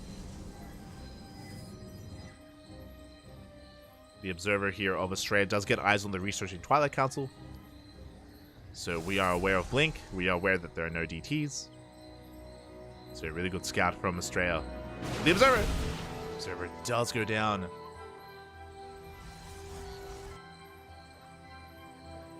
Yeah, Forge is on the way, so Trigger, he's going to try and recover. He's going to try and work towards the mid game. saturating his natural, working on +1, and Estrella's pushing. And look at this army. He's got 4 immortals. This is insane. Oh my god. A very hefty army here from Estrella. At the same time, he can try to go for some War Prism harass. I wouldn't be opposed to him just reinforcing his main army and pushing through, but looks like he wants to try to pull apart the attention of Trigger. There we go. Adepts are going to be looking to be dropped into the main. Estrella's main army does back off. Okay, looks like he sees all these Blink Stalkers and he's going to respect them. He's going to pull back. Estrella taking a 3rd base. Dipping into the main. Trigger not quite in position, and we will be losing some probes. The probes are getting picked off. 2 workers. We could even get a 3rd. We could even get a 4th. As we do cancel the shade. And we get even more probes. At the same time, though, Trigger is going for a big counterattack. Trigger with 22 Stalkers against the 10 of Estrella. That's a kill? No shot. That was a kill, not a cancel. Trigger, he's bouncing back. He deflects the Adept Harass, losing 3 probes, not too many. Does get a kill on the Nexus. Again, has a pretty heavy Stalker army, and again, there's a world where he can take a fight. This is the beginning of the comeback here for Trigger. It's a good start. 400 minerals down the drain. Trigger rotating around. We'll see what he can find. He could even try to bypass the main army, get into the natural, pick off probes, then recall back home. Like, there's potential as we catch some workers. 3, 4, 5, 6 probes, 7 probes going down, and again, without Blink, Estrella can't really chase this. He can't punish. Trigger just abusing the immobility here of Estrella's army. Adepts, they get across the map. And it looks like they try to find a way in, but we're in position. Yeah, look, the body blocking is real. We catch the Adepts. And this isn't clear cut anymore. I mean, Estrella still ahead in workers, to be fair, right? He's still up 10 probes. He still has his 3rd operational. 4th is on the way. What I will say is that Estrella is still maintaining his economic lead. But it's not as large as it otherwise should have been. Meanwhile, Blink is done. Blink is done for Estrella, so mobility-wise, he can keep up with Trigger. And when it comes to the size of the army, Trigger still has a Stalker lead, but the Immortals make up for that. I guess the one big thing that a Trigger is going to have is +1. +1 just finished for Trigger. So the quality of his Stalkers are just going to be better than that of Estrella's. Here we go. He's pushing into that 3rd base. Observer going to get picked off. Not quite. Oh. Again, a very tense moment here for our 2 players.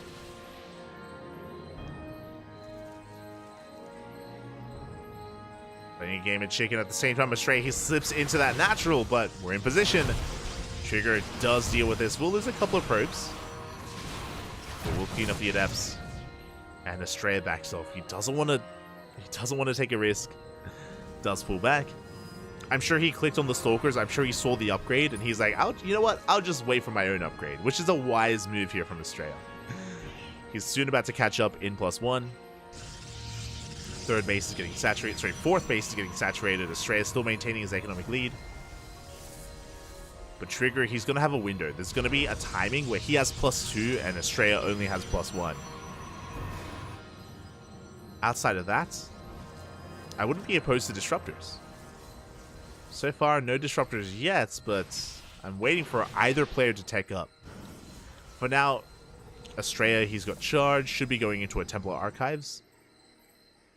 Into, I imagine, Archons alongside them. We'll see. Yeah, 2nd Forge is on the way for those armor upgrades for those Zealots.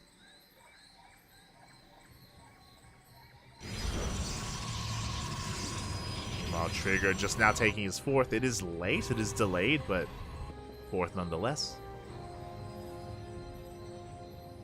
Estrella is going to be pushing. Looking at the army tab here, still slightly behind in Stalkers, but has for the most part caught up. Remember, 1-1 is done. Up a +2 kicking in for Trigger. Force fields do keep Estrella at bay. Hallucination coming in. Trigger, he wants to get eyes on something like a Skytoss transition or a Disruptor transition.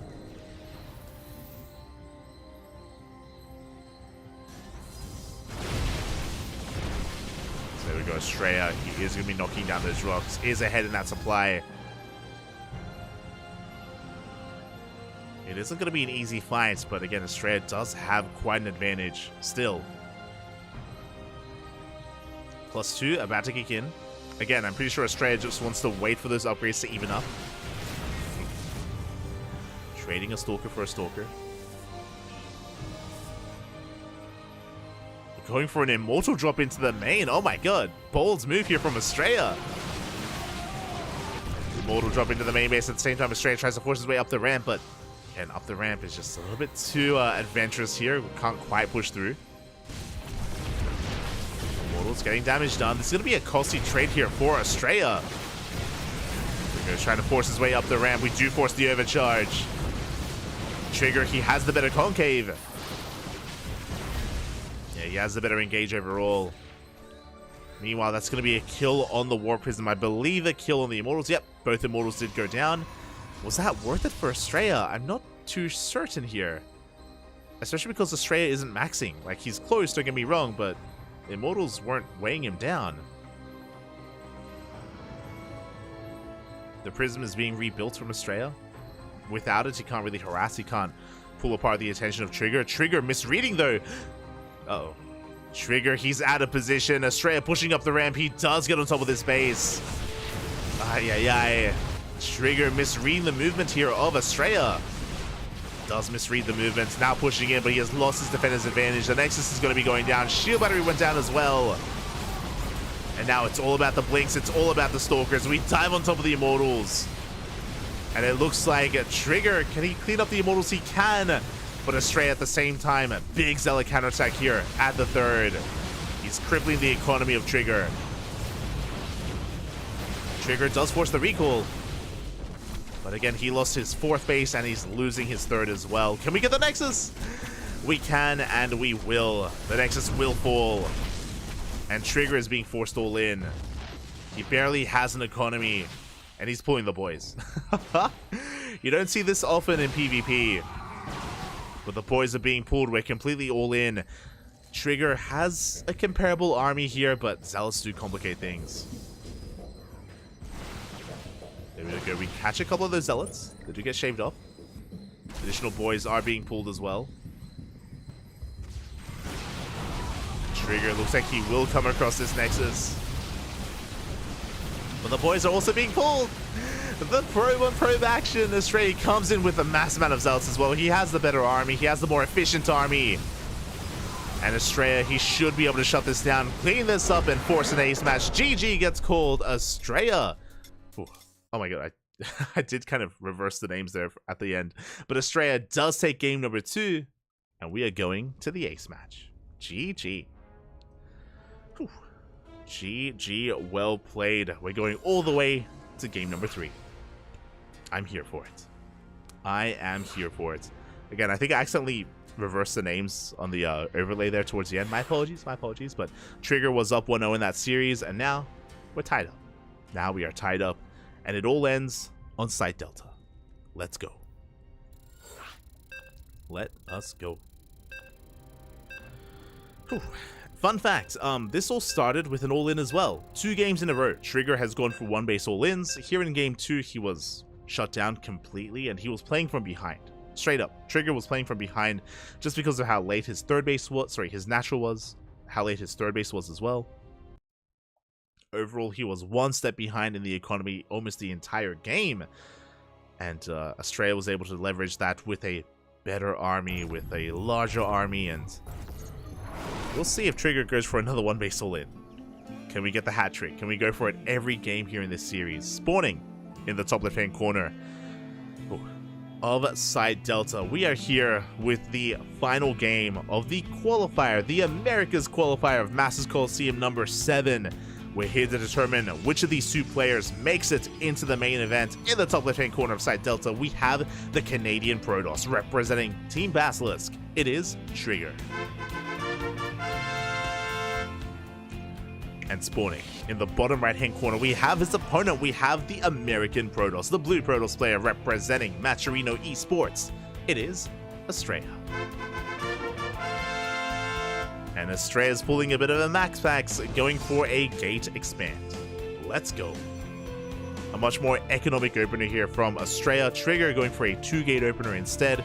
Now, what Estrella is doing isn't really a max packs because it's safe to do it. Alcyone, what? Side Delta, this map, is one of the few maps in the map pool that actually has a ramp. There are only 2, it's Side Delta and Radisson Station. So because of this ramp, it is considered safe, it is considered legal for Protoss players to go for more economic openers, go for a gateway into Cybercore, into expansion. We can go for something more economic here from Estrella. There's a Cybercore on the way. Meanwhile, Trigger is going for something more standard and can try to all in and try to punish this opener of Estrella. Now, Estrella is going double gas, which means he should be going for a Stargate before expansion. He has the option. If he's delayed a little bit too long, he can throw down the Stargate, and there's that pylon. Yeah. Which means Estrella should be able to afford that Stargate, go for the Oracle first, and then into the expansion. Meanwhile, Trigger back at home, how hard are we going to commit? That's the real question. As Trigger is just trying to delay the expansion for as long as he can. The Zealot has arrived. There's that Stargate that we were talking about. Again, there are some Protoss players that go for a single gas opener and they go for a faster Nexus, but Estrella, he's just being safe, aware that Trigger would delay him. And there's that Nexus on the way. And it looks like Trigger is responding with his own delayed expansion. There's no pylon, there's no proxy, there's no third gateway, there's no robo. There's no signs of aggression here from Trigger, outside of Adepts. Well, the Adepts are spotted by Estrella. He does see them ahead of time. Adepts are moving out. We have a shield battery on the way. Estrella, upon seeing those Adepts, he's ready to wall off. Ready to set up a full wall off here at the natural. And Trigger still not expanding. He's going for tech first. He's going for a Stargate. Now, this could be for a Phoenix.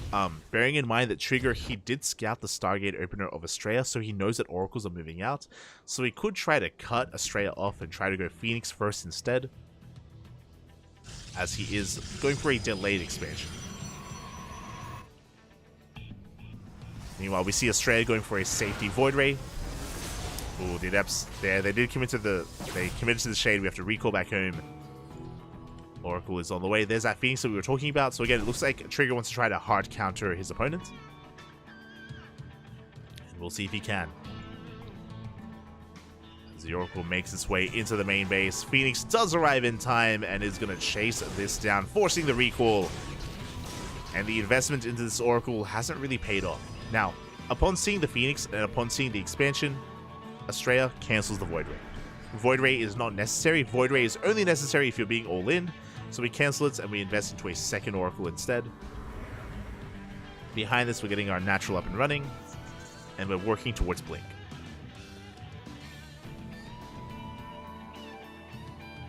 So everything looking as it should here for Estrella. Meanwhile, Trigger, there's a lot more pressure on him to get damage done. Again, Trigger, he has a later expansion. As a result, a lower worker count. And he's being very active with these Adepts. Unfortunately for Trigger, Estrella has a full wall. Is knocking it down, but again has a full wall set up. Trigger can't really touch this yet, as there's no way in for the Adepts. And it looks like Estrella's maybe even thinking about expanding. Yeah, we're going straight for a third. Estrella just getting further ahead in the economy. Very similar to what we saw last game. Very similar. Blink is on the way for both players. Trigger going for a faster Forge. So 2 games in a row here, Trigger will have better Stalkers in a way. They will be better upgraded with +1. But he will have less Stalkers overall because Estrella will have the better economy. So there's a bit of a give and take there. Estrella will have the quantity, Trigger will have the quality. For a time. For a time. As Trigger's looking to get into his own third. Again, a very passive game here in Game 3. Very stark contrast compared to every other game in this series. Like, it's been very intense so far. Coming into this, again, Trigger has been very aggressive and very all-in. But here in the Ace match, we're calming things down. Cool. Also, hello, Juicy Gains in the chats. Merry Christmas, Merry Christmas. Feliz Navidad, papi. Feliz Navidad. Feliz.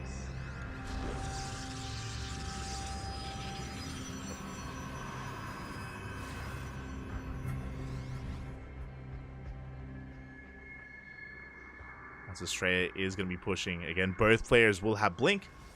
+1 still on the horizon for Trigger. Estrella does have a pretty comparable Stalker count to his opponent. Estrella actually threatening a dive into the natural. Is going to be punished though. 2 Stalkers going down. The Phoenix as well helping out. And Trigger takes a beautiful fight here.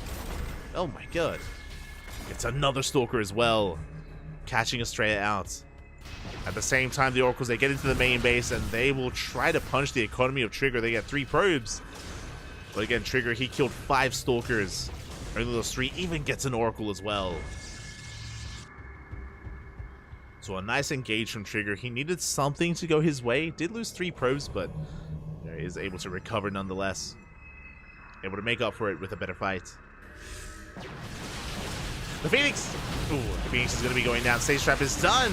We are going to bait it out, but still just catch a couple of units. But Trigger, he knows he has momentum. He dives on top of the army, focuses down as many of these Stalkers as he can. Trigger taking a supply lead, an army supply lead. Again, the better fight earlier, snowballing out of control here. There is another Stasis Trap, and does Trigger see? Oh! Does he know? As he pulls back and he takes the Stasis to the face.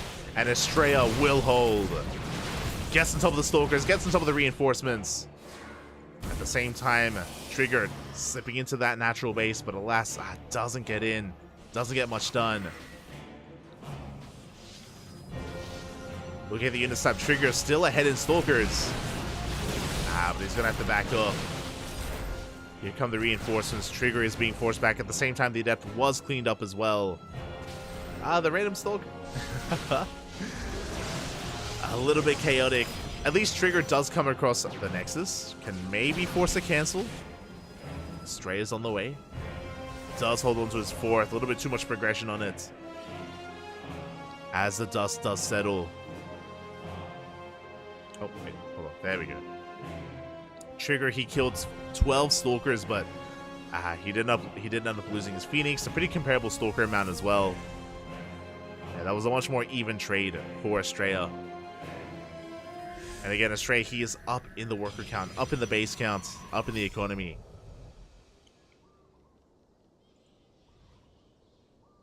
The onus is on Trigger to catch some of these units. Stasis, no, not again! Once again, massive stasis on the army. Cutting Trigger's army in half and giving Estrella a lot of time to react and respond. Adept shade in, they get a couple of probes. At the same time, we have a War Prism, the Oracle, heading towards the main. Shield batteries are on the way. Estrella amassing an army. Charge not done yet.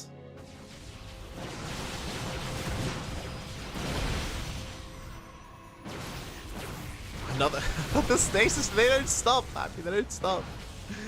Another stasis trap going off as well. This time only catching 3 Stalkers. But every Stalker does count. Estrella looking to break through. The Immortal is going to be going down. Oh, the better Concave. Trigger with the better upgrades. He's got +2. He's got +2. He's got charge. Trigger, he can take a fight. Overcharge was premature. That was popped a little bit too early. Decent blinks here out of Trigger. It looks like he will take control of the 4th base. The 4th is going to be going down. Oh my god, 14 dead workers. Yeah, the Nexus is going to fall. So far, a good fight here for Trigger. Estrella has to back up. Trigger taking his own 4th. At the same time, the Oracle gets in, but doesn't get anything done. Oh my god, una más. Oh, we barely don't get it. The main army's going to be clashing once again, and Estrella, he can't take this fight. Where are those charge lots? Where are those zealots? Just heavily reliant here on pure Blink Stalker. Going to be rotating around. Trigger trying to find a better angle of attack. Trying to get into the natural if possible. Same time, Oracle coming back in, thinking about it. And Trigger, suddenly, he has taken an economic lead. He's up in workers, he has a faster fourth base, he's rotating back around, and he's going to deny the fourth for a second time. And Australia can't really do much about it. Trigger looking for the fight instead. And it does force a cancel. And Australia, he's hurting right now. He's in a really rough position. Any kind of advantage that he once had isn't there anymore.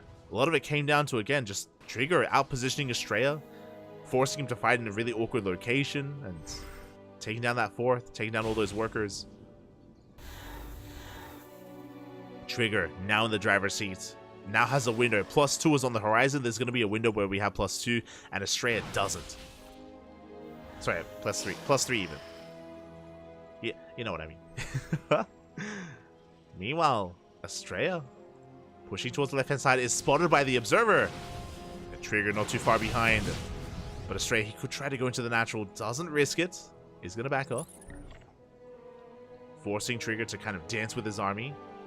This is giving the opportunity for Australia to now take a fourth, since Trigger is busy just keeping up with the movement. Trigger, he doesn't see. He doesn't see. Doesn't have eyes on the army. Adepts a shade into that mineral line. And Australia could go for the dive into the natural. Trigger doesn't have eyes on the main army. Doesn't know where it is. Australia, he's aware of the location of these stalkers. We could even end up in a weird base trade. But here we go, Australia. He goes for the natural. Trigger turning back around, racing back home. Not the best aces trap. Trigger, he wants to try to trap this army. Australia, he will bleed out a couple of stalkers. +3 is done at the same time. A big counterattack here towards the north. And probes are falling. Australia, he's going to be able to get quite a lot done here. But Trigger, he doesn't care. He's just going straight for the fourth base of Australia. Going for the Nexus. Australia, now he's going to be the one, and it's just an awkward position on the low ground. He goes for the dive, takes down the Prism. But again, we have +3. We have an Immortal as well. Australia getting on top of this, though. Gets the Immortal. Charge loss coming in clutch. Australia did lose a base. Trigger, he's being forced back. Zealous trying to come in from behind. And Australia, he's bleeding out too many units. He's running out of steam. Running out of army. And Trigger didn't lose his own fourth. It's still up and running. Did lose his stack defense. That's true. The cannons and the shield batteries. But that can be replaced. Australia once again trying to go for a counterattack. But this time Trigger, he... not quite. I was going to say he can intercept. Australia gets in. But Trigger, he dives on the army. He knows he has momentum. He knows he has the larger Stalker force here. Goes for a defensive orbit instead. And Australia just does not have enough. Australia, he is the reigning ESL Masters champion for Americas. Multiple times actually. But here in this best of 3, in this PvP, Trigger is coming out on top. Gets a kill on the Nexus, not a cancel. Going for a Zealot counterattack, making sure that there is no hidden base. There is no double expand.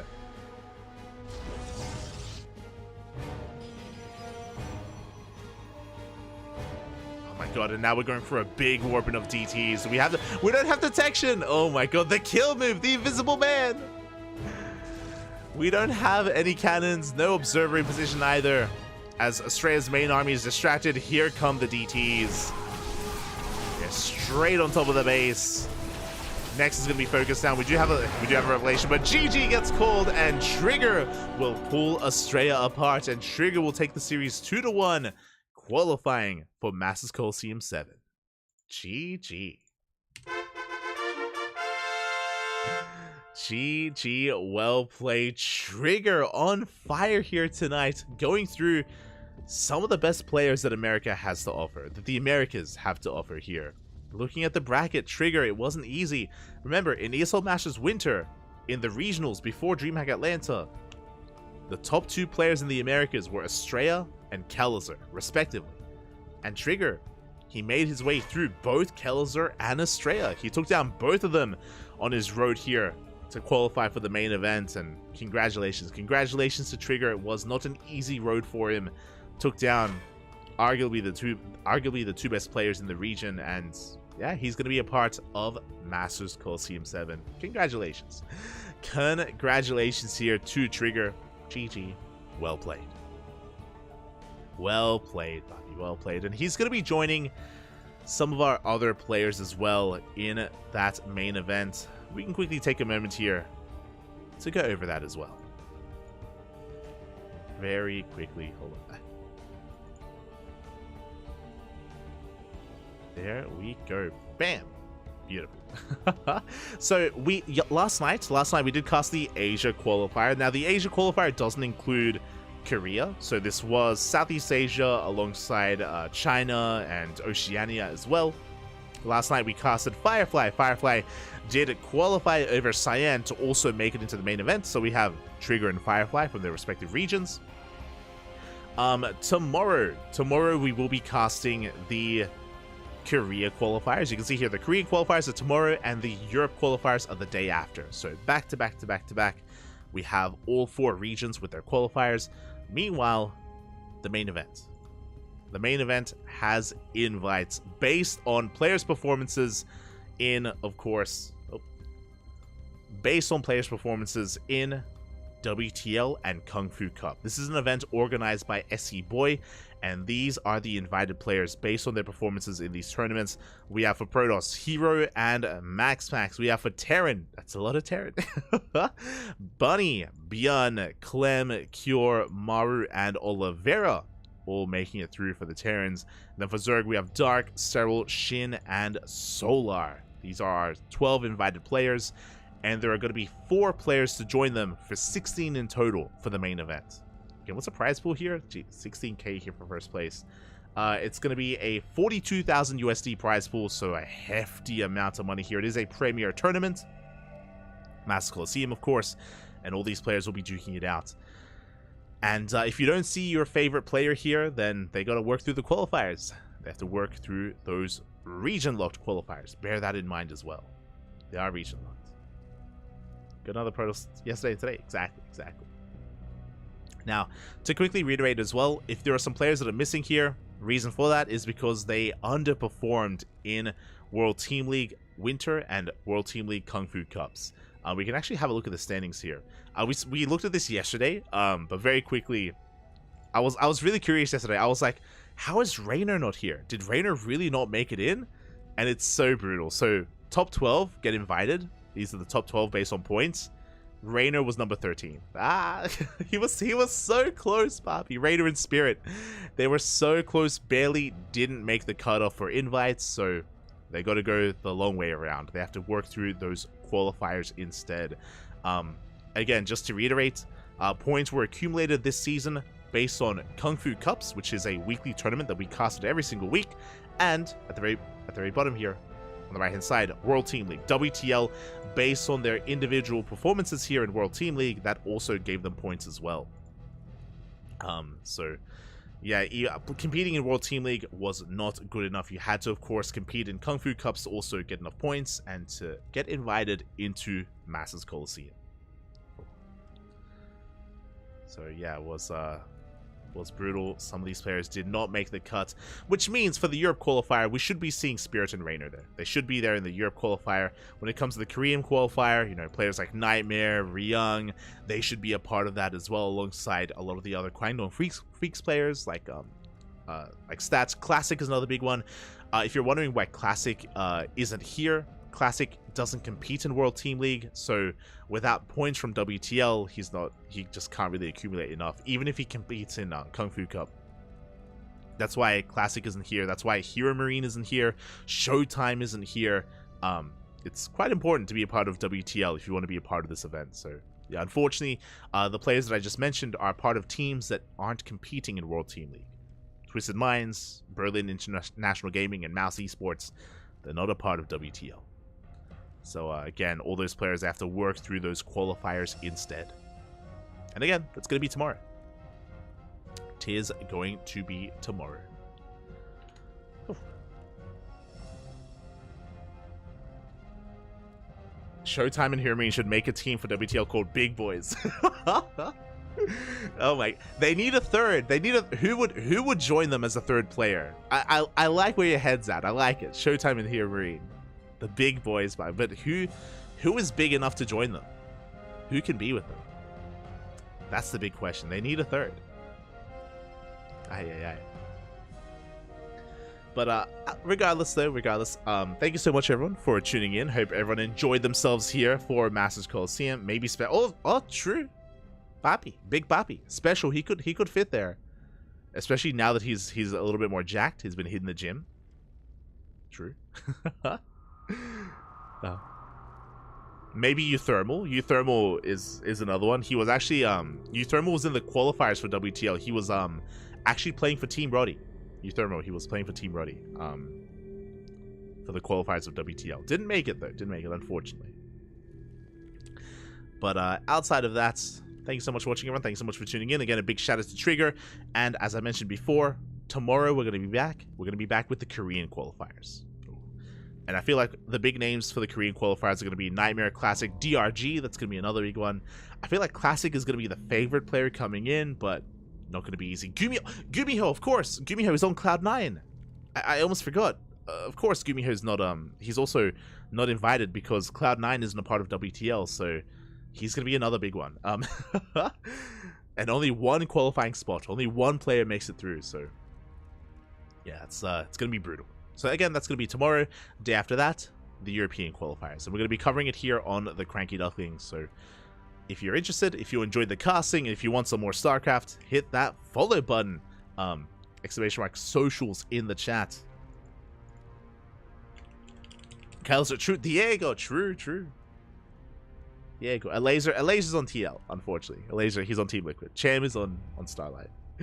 But exclamation mark socials, you can follow us on Twitter, Facebook, Instagram, YouTube, Discord. We have a YouTube channel, as we mentioned, where we upload on a daily basis. Plenty of content is on YouTube. Fun fact, Masters Coliseum 6, all the VODs of that event, which was previously a couple of months ago, is also on YouTube as well. So if you want to tune in to the previous event, it was a pretty big one. It was a great finals. It was basically Cyril mowing through all the Terrans. It was Cyril going through Bjorn, Kjor, Clem, Maru as well, just going through every single big Korean and even foreign Terran player, and having an insane tournament run there. Really worth checking out. Fun fact, also in Master Coliseum 6, Raynor was a part of that, and he played Protoss. He played Protoss against Dark, and it did not go well. Did not go well for Raynor. Was it against Dark or Solar? It was against one of them, and I think it was against Dark. Yeah, I remember he went down 2-0, and then Raynor switched back to Zerg. He's like I can't do this. I can't take it. Can't take it. It was great though. He couldn't handle the Dark. But yeah, with that, again, you can follow us on YouTube if you're interested, or on all the social medias. You can support us on Patreon, exclamation mark Patreon in the chat. If you're curious, our Patreon is set up to fund our tournaments. We host events like Grand Platypus Open, Sparkling Tuna Cup, and the Tenacious Turtle Tussle. We host region-locked weekly events, whenever we can, to help support some of the smaller regions, so Patreon is the place to do it. We also release replay packs as well. Plenty of replay packs on all the events that we cover, like this one, like these qualifiers, for example, alongside many others. And with that, thank you so much for watching. Thanks so much for the support. Merry Christmas, happy holidays, enjoy the end of the year, and enjoy yourselves. Take a break, have some fun, get some nice food. Feliz Navidad. Feliz Navidad, papi. Hasta luego. Until next time. Bye. Until next time.